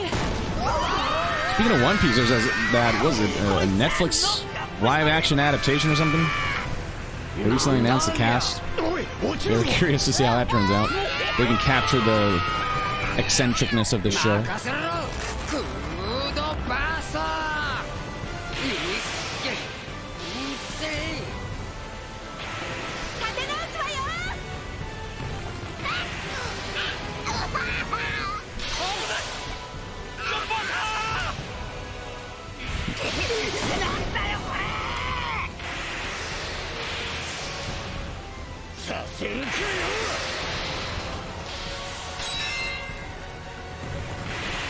Sanji, my man.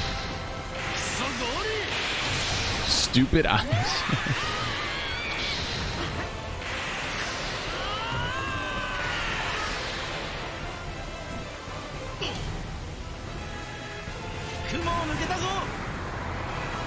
Filled with new encounters.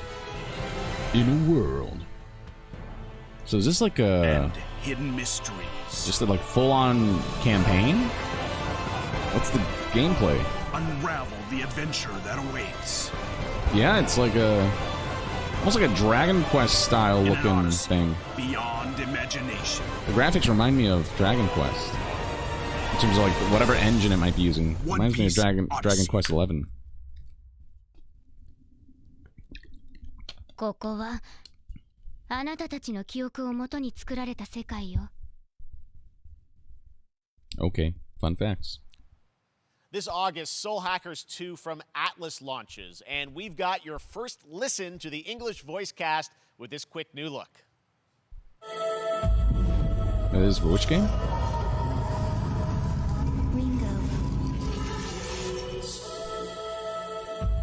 Ringo.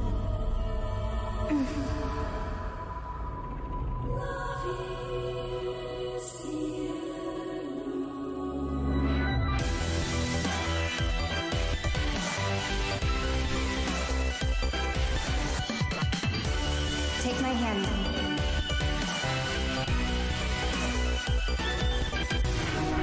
You get one more chance to make things right.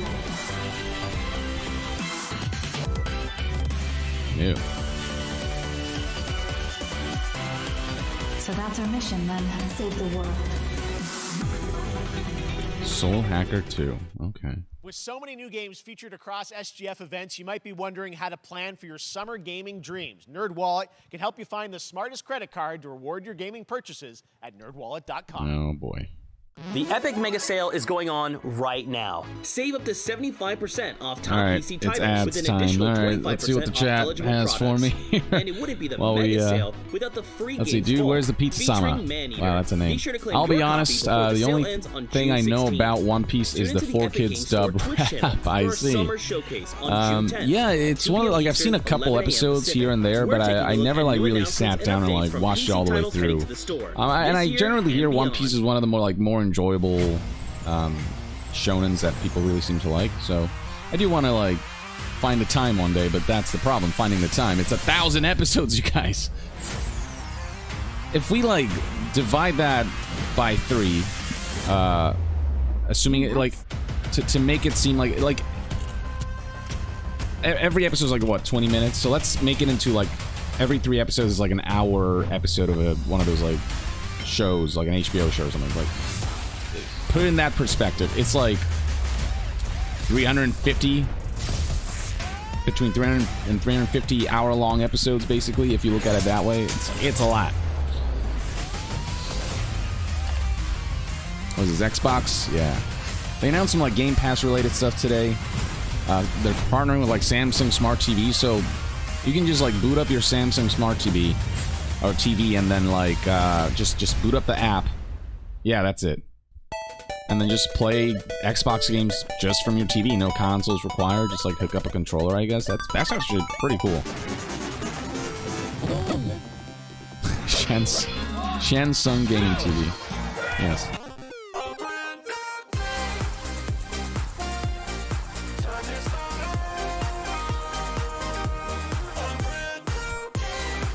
What is this? Stadium Arcade. Arcade Stadium, whatever. Oh!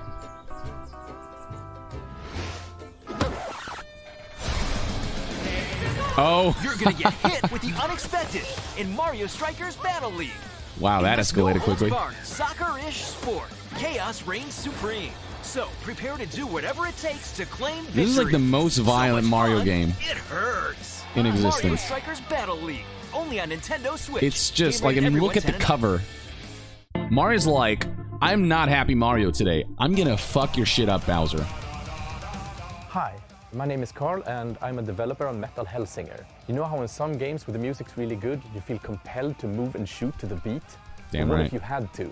In Metal, the better you are at slaying to the beat, the more intense everything gets. And we have vocal performances from legendary artists like Serge Tankian from System of a Down. Vex Trooper, I So can't while wait for all these headbanging games to isn't come to mandatory, Google Stadia. we do Totally recommend hyped. it. Our demo is live now on Okay, bro. Steam, Xbox, and PlayStation platforms, so go check it out. and There's a slay version to of the One beat. Piece online called One Piece that cuts out all the filler that you can check out. It's really well cut in it. Oh, well, thank you for that tip. I do not like filler in anime. Like, it's just, it's a waste of time, usually. The filler tends to be not good, very thrown together. So I'm more than happy to skip the filler. I'm going to check at one pace. All right, I'm going to keep an eye out for that. Really appreciate that tip. W with the L font, but it's W. W this from Death Note.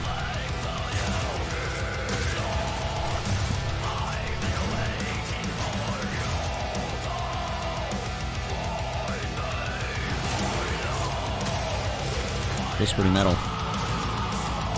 Pun, of course, intended.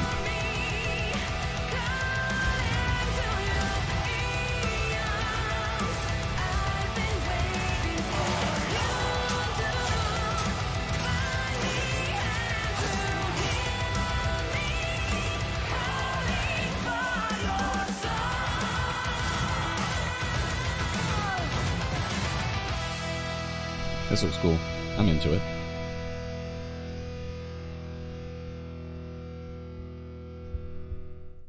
September 15th, okay.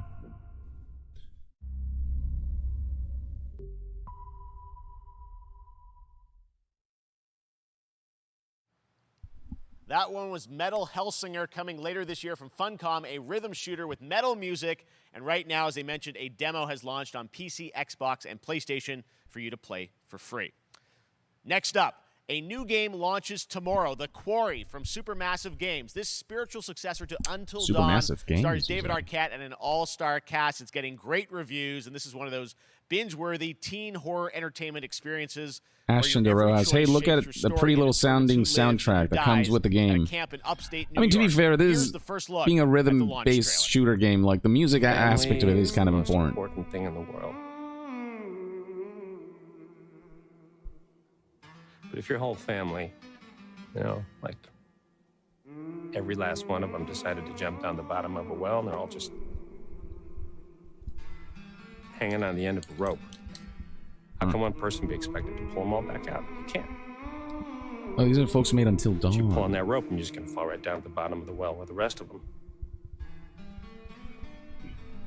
And what's the point of that?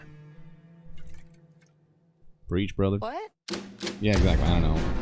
There is a lot more to this than you realize. Like what? Kidnapping, murder, cover-ups. I think the whole Hackett family is in on it. You have no idea what's going on here. Not a goddamn clue. All right, let's do Interesting vibes this is giving off. It's like horror, but it's kind of funny too, for some reason. I don't know. Who says 911? Goodbye, cruel world. That's a fair point. Who said? I'm gonna enjoy watching you die. The Asian actress. Why does she look so familiar? She looks like from, what was it, The Sweet Life of Zack and Cody? Do you remember the? This isn't a ghost story. It's a creature Asian character. It's really happening, and you're all. Reminds me of her for some reason. With just the face, but I could be wrong. Brenda Song, that is her. Okay, so I'm not going crazy. Oh, that's cool. Back at the Game Awards, we were proud to reveal Nightingale, a shared world survival crafting game from Inflection Games up in Canada. Now I've not seen her in like more dramatic stuff, I guess. So I'm curious to see how her acting has developed from the more comedic Sweet Life to this game. Realms. Here is your exclusive new look.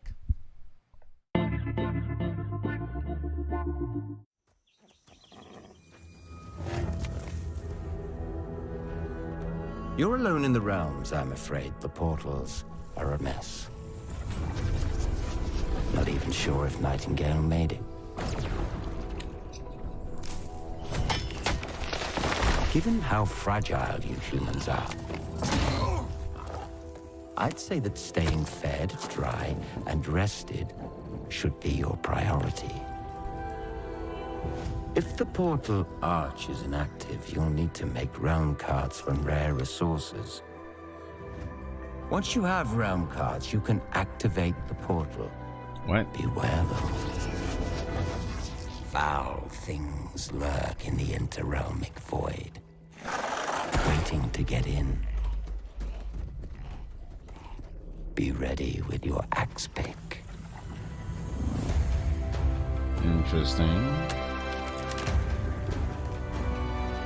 So it's a survival game, mainly.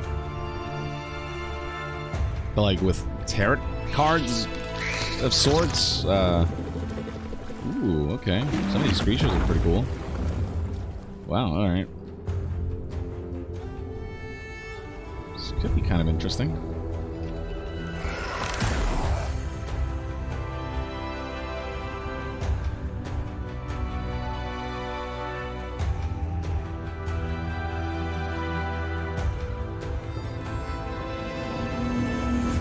If these shadows have offended, think but this, and all is mended. Isn't that Midsummer Night's Dream, Shakespeare?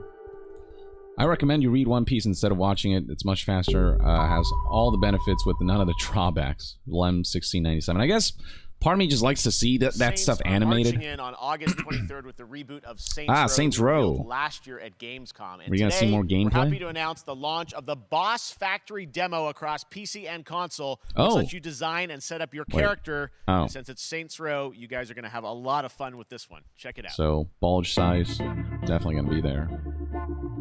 But is it just a character builder, or is it like You gotta do some something gameplay? to capture people's attention. So what do we build next? If I can't have a massive bulge, is there any point to this game?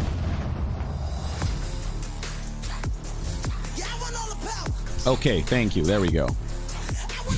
Confirmed. We are so good at this.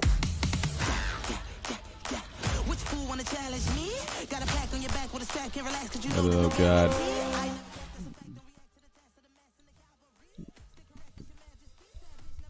So much copyright music. And a show, baby.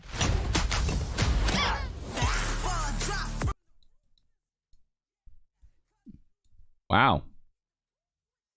They just full on show booba. It's just, yeah, it's just more music. Not a whole lot of sound effects going on here. But yeah, I mean, I've always loved how extensive just character customization, how crazy character customization is in Saints Row. You can really just make anyone, anything. Be literally anyone. Yeah, I mean, honestly, it's a relatively true statement.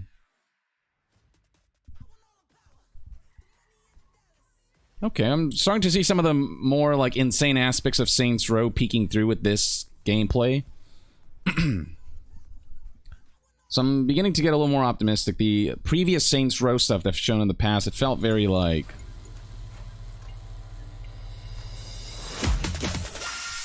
I don't know, not wild enough, I guess.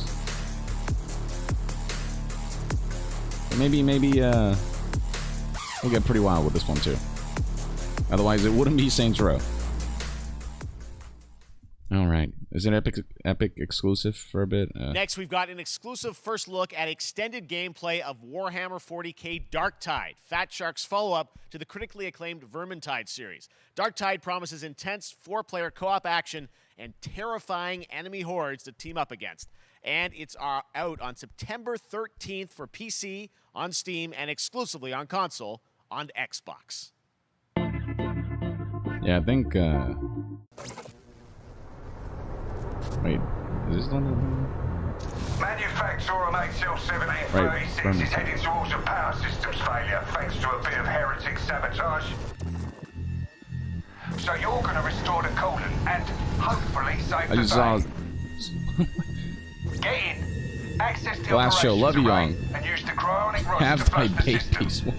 Preferably before something Interesting explodes. word choice. Albert Scoot says this feels like a Kids Bop version of Saints Row. I don't know. It looks fine. I think it seems fine.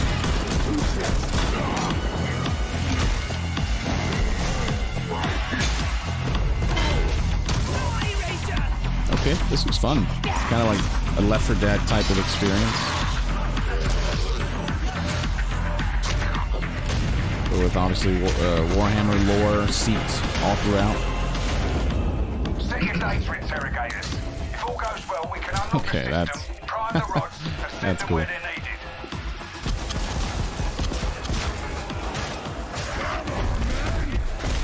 Whoa.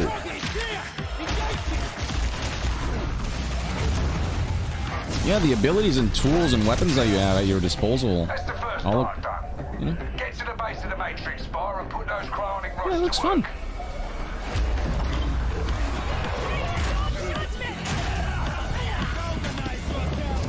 Like it's, ooh, okay. Feels like it could be like a fun co-op thing to do on you know, on a gaming night.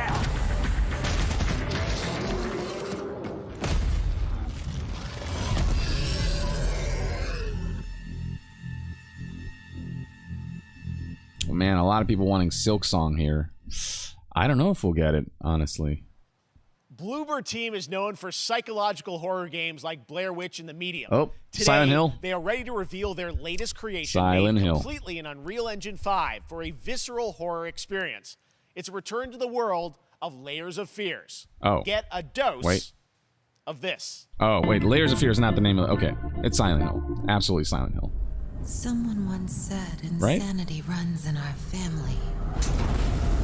Let it run. They're definitely working on a Silent Hill thing. Oh, there it is.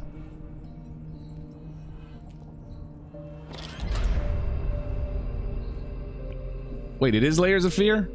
Oh.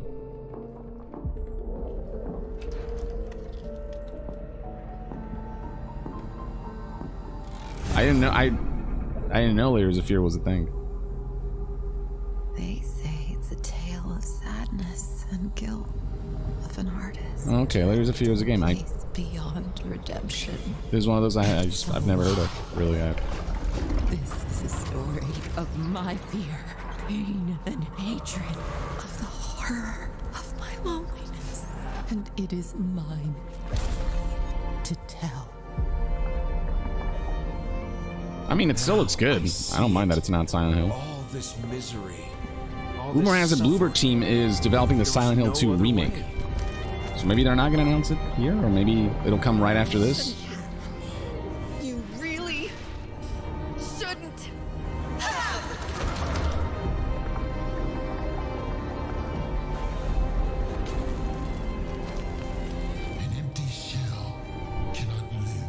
I want to make sure I'm right on that. Bloober Team, Silent Hill 2 remake.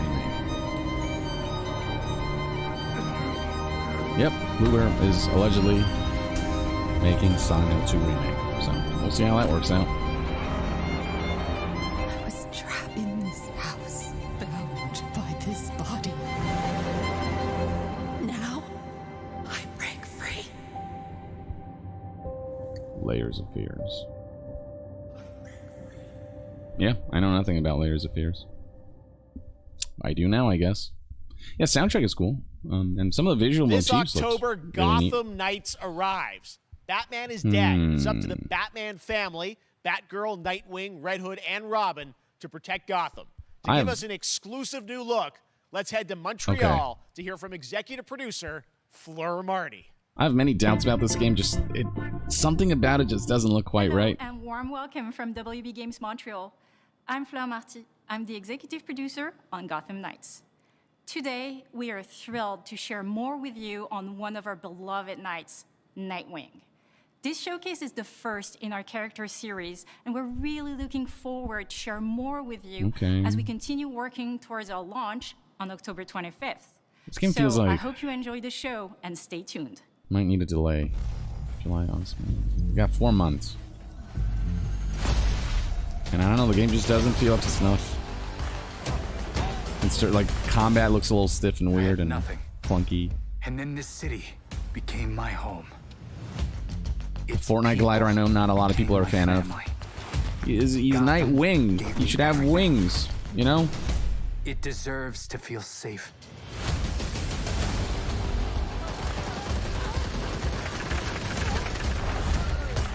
Because combat doesn't have the visceralness of the Arkham games. The speed, the ferocity of the Arkham games. From the gameplay I've seen so far, at least. Yeah, there's the Fortnite Glider. It looks a little weird, I don't know. It just kind of takes me out a little bit. There's always more to do. And now, it's up to me. I do like his animations, though, like how acrobatic.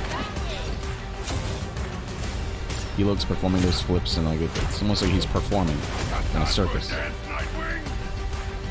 kind of vibe.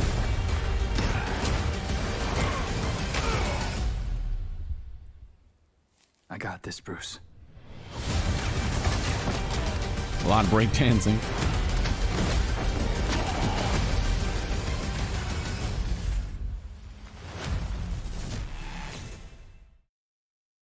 I don't know. I'm not super impressed by that was Gotham Knights, and now we welcome. Oh, look who it is! Neil Druckmann from Naughty Dog, co-president. Last of Us.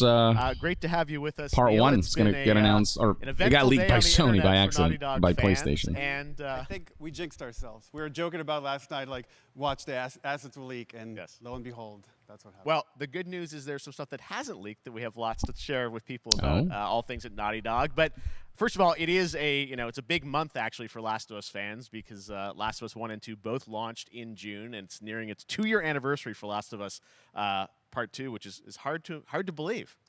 Yeah, it's crazy. 9 years for Last of Us 1, 2 years for Last of Us Part 2, and we still hear from fans. They're still sending us letters and art, and these characters in this journey and this world mean so much to them. And it's just been kind of amazing. Like Last of Us Part 2 early this year passed a pretty big milestone. It sold over 10 million units. And that kind of support, that kind of success, we're so grateful to our fans. It has allowed us to grow as a studio, and now we can take on multiple projects, more than we've ever had at the same time. Like Jack and Daxter. Okay, very interesting. So, wink, wink. What can nudge, Last of Us fans expect in the future from you? Thank you for asking, Jeff. Yes. So one of the things we've mentioned a while back is what started out as a multiplayer mode has evolved due to the team's ambition. They really wanted to do something beyond what we've ever done before at Naughty Dog. And we felt the way to do it justice is to make it a standalone title. And they've been working on it for the past 2 years. Ambition has grown, and we're not quite ready to fully unveil it, but we're ready to lift the curtain a little bit and just give you like an update of where we're at. Okay, well, what can you tell us about this new standalone multiplayer game? Yeah, so we have a concept art that we want to show. But what I can tell you is that this game is big. Okay. It's as big as any of our single-player games that we've done, and in some ways bigger. It's got a story. The way we're telling that story is very unique to this game. It's got a brand new cast of characters. It takes place at another place, another part of the United States. It's like a city might be somewhat familiar to some people. I'm sure our fans have already figured it out. And it's really cool. And it's being headed by Vinith Agarwal, Anthony Newman, and Joe Padnatti, all veterans of Uncharted and Last of Us. Well, people have been asking for multiplayer. Looks like we're getting that and then some. Next year. So we gotta wait till next year to hear more about that one. Okay, well, very exciting that this has evolved, and I mean, that concept art looks incredible. I can't wait to see Naughty Dog's storytelling fused with multiplayer live game. It's something special. Wait, live game? Okay, well, that's not all. We also have something that I've been reading about on the internet every day, it feels like. Up in Calgary, they're filming the Last of Us show for HBO, right? Yeah, so for the past year, we've teamed up with Craig Mazin of Chernobyl fame and HBO to adapt Chernobyl, if you haven't seen it, to a TV show. Please go watch it. Filming and, Craig being involved is what makes me really confident about this show. Pretty incredible. The stuff I'm getting back, when we're looking at back at Naughty Dog, we can't help but feel emotional because not only is it so good and the quality is so high, it's so authentic to what we've made in the game. And curious how Pedro Pascal will do as Joel. I couldn't be proud of, like, again, Craig and that whole crew and everybody that's up there. And their last day of filming is tomorrow. So the entire series, last day of filming is tomorrow. Last day of filming is tomorrow. Craig is up there right now, kind of wrapping it all up. So it's pretty close. It's closer than you might think. And you actually got to direct one of the episodes? Yes, I think that really speaks to the kind of collaboration and trust that exists between Naughty Dog and HBO. They invited me to direct one of the episodes. I think we have an image from the episode I actually directed. Ooh, okay. So show us a trailer. So you could see this is a certain museum that players might know from the game. And I really have to talk about Pedro Pascal and Bella Ramsey, and not only directing them but seeing them do all the other episodes. They've thrown themselves at these roles for a whole year. Pedro, looks good, and Ellie bring to these characters, has that attitude. Relationship on and off camera. I couldn't help but think about Troy Baker and Ashley Johnson. It felt so similar to the chemistry those two actors had when we made the game, and it really feels like this is going to be something special. And I will say this will be the most authentic video game adaptation yet. Well, I mean, that first image that they put out, it feels like the video game. Everything that I've seen, both public and other stuff, makes it feel sort of super legitimate, as you said, and that's awesome to see Joel and Ellie from the front side. The actor who plays Ellie, she was in Game of Thrones. So we'll see more of that next year. She has that spunk, well, you know, that child you'll hear spunk about it very soon. that That's okay. all I'll say right now. goes with Ellie really well. Last So of Us I HBO, feel like very it's well exciting. cast. And But I we'll hear see. you actually have a couple actors from the show who are going to join us We here. happen to have a couple actors here that are part of the show. We should bring them out. Okay, come on out. Is it Pedro? Oh. Oh, what's up, guys? Hello.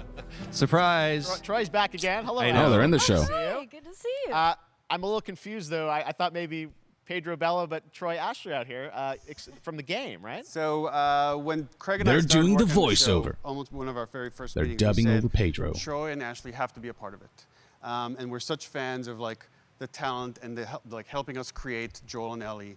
We felt like it was so important that they become part of the show, and it wasn't. It's Oh, that's it cool. has to be more than just like kind of like a wink to the camera and like a cameo. Okay. These are real roles that we're keeping under wraps for now. But man, I'm bummed that I couldn't be there with you guys when you filmed your stuff. There's been so much It's stuff I feel like so good on the internet. There's so much like talk about what's being filmed, and I think that's you guys have kept a complete secret that you. So you were up there and you filmed your roles by now, obviously. Well, keeping secrets with this franchise is kind of old hat. Like we've Except had for today. Except for today. Except for the date.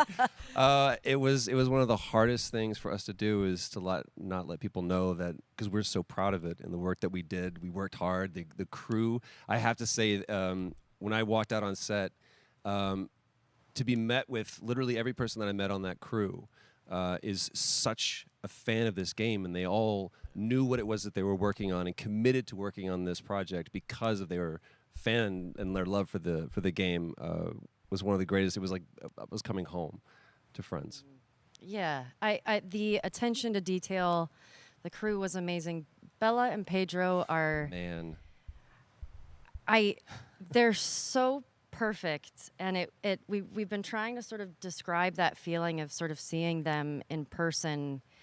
It's like the characters coming to life, but it's so much more than that. I feel like I can't fully explain it, but I am so excited to be a part of it, and I can't wait to see it. I think Must be interesting to be so good. like part of the show, but like you're watching your character being played by someone, and you're playing your character, and it's like, how does that feel?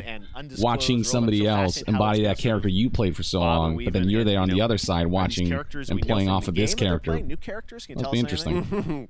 Yes. I can tell you. So sneaky. All right. Well, we're so excited. Maybe it's already on Twitter by now. Hey. All right. Well, let's talk about what was on Twitter earlier today. Lots of talk about the idea, or really what's happening is it looks like you guys are remaking the original game, and this is like a ground-up remake. Is that right? That's right. We wanted to give people the definitive version of the first game that wasn't encumbered by any technology. Wanted to find a way to get even closer to our original vision, and we're able to do it on the PS5 and PC. And instead of talking about it, let's look at it. All right, let's take a look at The Last of Us Part 1. So yeah, we've already seen this trailer if you tune in on Twitter, but here it is again. I mean, graphically, it looks gorgeous. Adventure, little brother. It's one thing you can't deny about Part 2, Last of Us Part 2, is the It's got graphics. something to do with that girl. And this is basically Last of Us 1 brought to life in Last of Us Part 2's engine. Man, honestly, yeah, I don't know. It looks pretty good for me. The environments especially, the foliage, yeah. You know, I've never been this close. It's the outside. So is that everything you hoped for? Some will argue, was this necessary? Out there. Because the remaster version already looks so good, but they also said they're going to enhance the gameplay, so I guess maybe they'll take the being able to go prone in Last of Us Part 2 added here, take all the... Once upon a time, I had somebody that I cared about, and in this world, that's good for one thing: get you killed. I can take From care the of ground myself. up. Close calls have we had? I get into trouble down there. You make every shot count. I got this.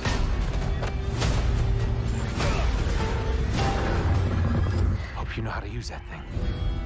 Of I've had some practice. I guess this like keeps things visually consistent from part 1 to part 2, I guess. Yeah, and development for PC. Truly as well. one of my favorite games of the past decade. Guys, what's your reaction to that? Yeah, we hadn't seen that yet. Yeah, you're watching it in real time. Yeah. It's because you did these. These performances you did a decade ago. Yeah. You didn't go back in. I mean, you used the original performances. Yeah, right? actually, we came up with a process where you could take the original animation that we did for the faces and kind of like retarget it on these new rigs that have a lot more fidelity. And then the animators went back and We're studied. seeing side by sides here just how much it has changed. That you went and you redid the models and rebuilt everything. Everything was rebuilt from the ground up. Same art director, re-art directed the whole thing from the ground up. But the great thing about these faces is that they're closer to the original performance. All the animators went and studied those videos and got it closer to what you did on set than we could have achieved before. And that's just funny one enough, of the things, we could talk about like this brand new AI. Isn't that like a all the huge combat difference physics between the original and the new version? The fidelity of because the everything, original 60 already frames looks per so second, good. all the stuff you're getting on the PS5. Again, we wanted to give, knowing because of the show, because they're all new players for PS5 and PC. Yeah. We wanted them to have the definitive Some people are saying it looks version. worse. I don't know. I'll have to see it in action. But You guys get to replay. I mean, when was the last time you guys played the game? I actually played it again just to refresh my memory before working on the show.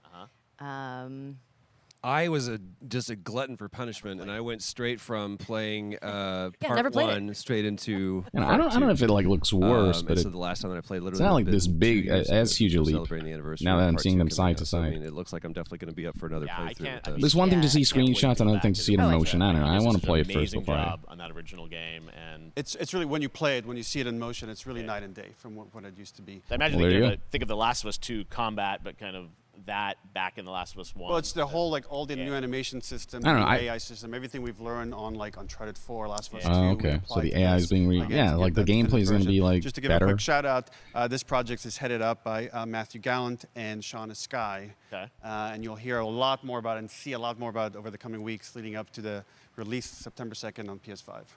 All right. And shortly thereafter on PC. We will look forward to it. Now, Neil, you've talked a lot about games directed by other people. What are you directing? You still making games? Still making games. Okay. I haven't given up my day job. It's a little early to talk about it. Maybe if someone in PlayStation wants to leak it, then we can talk about it now. Otherwise, we'll save it. But you do have a new project. Do have a new project, but we'll save it for another Summer Game Fest. Okay. Okay, well, we'll see. We'll try and save it. All right. Troy, Ashley, Neil, thank you so much for dropping by Summer Game Fest, and I am so Now excited look about early. The Last of Us. It seems like it would have been smart to do this remake thanks, before guys. the sequel Thanks, because Seth. now people are gonna be All right, less well, that is less gonna inclined do to play it Thanks knowing to what Naughty Dog happens. and PlayStation for that very I still special, think Last of Us look 1 at The is Last of Us and the entire like, franchise and where regardless of what you things think are of Part 2, going. Last of Us 1 Very, stands very on its excited own. about that. All right, Even if Summer you Game pretend Fest Last of Us Part continues over 2 the next few days. doesn't Coming up exist, like right Last of now Us on this 1 very stream is like Day has of the a Dead, I Am 8-Bit, like I would have been okay Double with Fine, Part 2 including not even exclusively existing because at the Part Planet 1 of just Atlanta. is such a And perfect then the package for me. Devolver Digital Showcase. I don't know. I Tomorrow, love we've got Part 1, so Netflix I'm excited Geek to Week, which I'll be kind of like co-hosting, revisit it and the Tribeca through Games this Showcase streaming, remade version. along with the Epic Games I think it's a Store masterpiece. Showcase. The And then first game finally is. Sunday, Second game, I'm more Xbox mixed on. I Bethesda didn't like Game hate it Showcase. as some You can people did, stream but them all you know, at there are aspects of its narrative that didn't As jive for with me as well. I'll see you again as I in would have liked. August when we are back Was that it? live in Cologne, Germany for Gamescom opening night live on August 23rd. And then the Game Awards will return in December live from the Microsoft Theater in Los Angeles. And finally, I'm excited to share that Summer Game Fest will return in June that's 2023 it. as a digital and in-person event to bring the gaming community together. Thanks for being a part of Summer Here's the Game thing, Fest. even if Last of Us Part Remember, 1 there are hadn't more leaked, events and announcements to come. closing it See you off soon. with the remake of a game that we already played is, which, you know, like, yeah, they're modernizing some things and whatever, but fundamentally it's going to be the same game. So closing it off with that, I don't know. No Kojima. Oh. To you. What? Happy birthday to you. What do you? Happy birthday, Day of the Devs. Day of the Devs. What? You don't know what Day of the Devs is? Day of the Devs is the greatest and definitely the oldest. All right, so the show's over. I'm gonna stop it here. All right, let's take a look at what a thumbnail. Okay, so Street Fighter 6 and whatever. Callisto Protocol was probably the most exciting thing I saw at Summer Game Fest. See aliens, you know, whatever. Saw a CGI thing, so not much info there. Right, this is and they, you know, we saw some Modern Warfare 2, but you know that it was more Call of Duty. Like, it looked pretty good for what it is, but you know, it's just Call of Duty, so familiar, but you know, fans will no doubt be pleased by what they saw Call of Duty wise.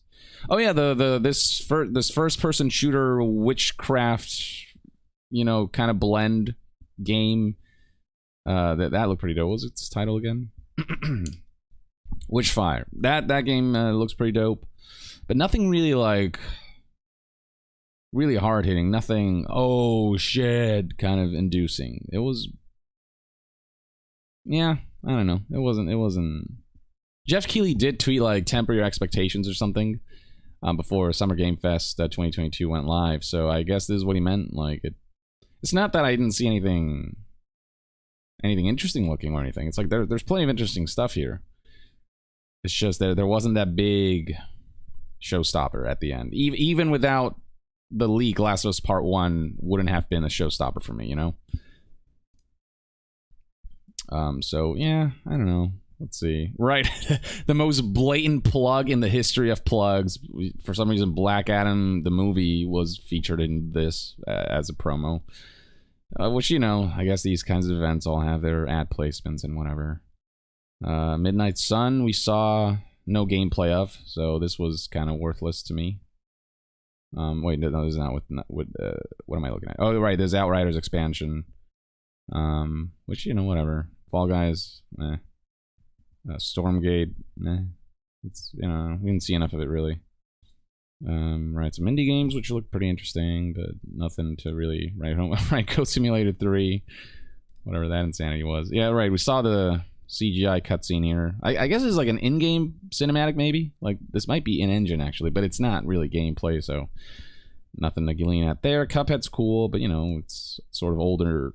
You know, like, it's a game that we have played and know about. Right, the new Alien game being, what was it, isometric? That was kind of disappointing. What else? Warframe, you know, tease something there.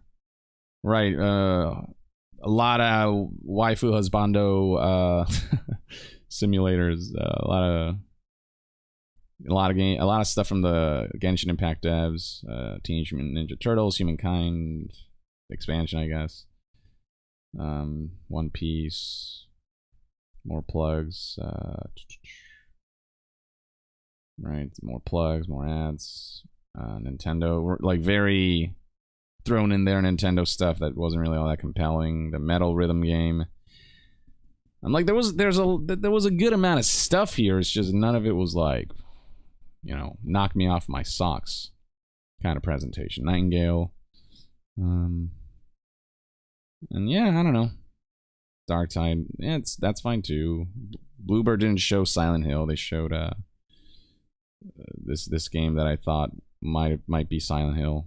Or not Silent Hills, I meant Silent Hill 2 Remake. Gotham Knights still looks, I don't know. I'm a little iffy on it, and then Last of Us Part 1. So yeah, I don't know. Yeah, I'm pretty disappointed by this one. This wasn't the best Summer Game Fest or the best showcase. Hopefully Bethesda and Xbox will kind of really knock it out of the park. This was just fine. Yeah, like even like a little like less than fine, even I'd say.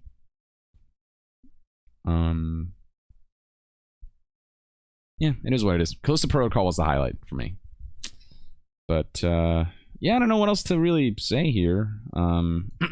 Not much to really talk about.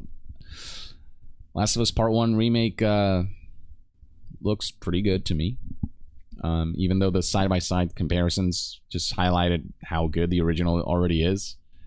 So it's almost like, why did we need this remake? Is the question that a lot of people are asking.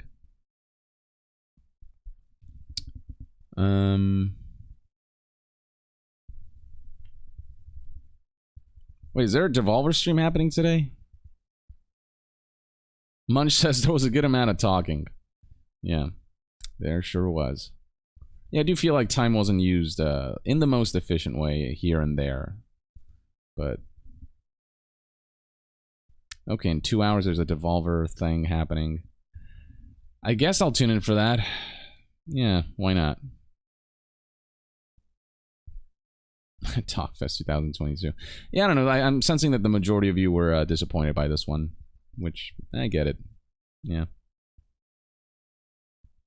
I think Bethesda, Xbox and Bethesda are really going to have to blow it out of the water. That Starfield showcase is going to have to really impress, I think, because that's going to be the highlight of the show almost, really. You know, Starfield is what everyone was looking forward to. It was supposed to come out late this year, but yeah, it got delayed. So hopefully they have something substantial to show, and hopefully it doesn't look as janky as, you know. Hopefully the creation engine has been enhanced enough that it feels like they've made great strides in animation and just, you know, kind of ironing out the jankiness of past Bethesda games. As fun as they are, you know, there are many aspects that haven't aged well because the creation engine is so, for all it's good, there's also plenty of things about it that aren't great. Somebody asked, have you watched the Cyberpunk Edge Runner show? Yeah, I have. The anime coming out on Netflix. It looks really cool, honestly. I'm actually going to check it out. Like, it looks really well animated. But I don't know what the plot is. I don't know if it's actually ultimately going to be a good, you know, show or series or whatever. Is it a movie? Either way, yeah. Okay, yeah, I think that's it. I don't know. There's not much, again, to write home about, so I'm going to just end it here, I guess. I'll see if I'll do a stream for the Devolver one. Depends on what I have going on today. I only plan to stream this, so I'll see if I can make the time to stream the Devolver one, like, I guess 2 hours from now. But all in all, yeah, it was just meh. This was a meh, I'd say, showing overall with some interesting things to see here and there. Like a 5 or 6 is probably what I'd give it. But yeah, I don't know. It is what it is. Thank you for tuning in, folks. There's obviously more stuff to come throughout the summer period, which tends to be the busiest period for games coverage. And the Xbox Bethesda one is the one that I'm really looking forward to, the one that they really have to knock out of the park. So we'll see what happens there. But in the meantime, yeah, thanks for hanging out, and hopefully I'll see you then. Hopefully we'll have some good times, and with that, I will see you guys next time. Yong out. Peace.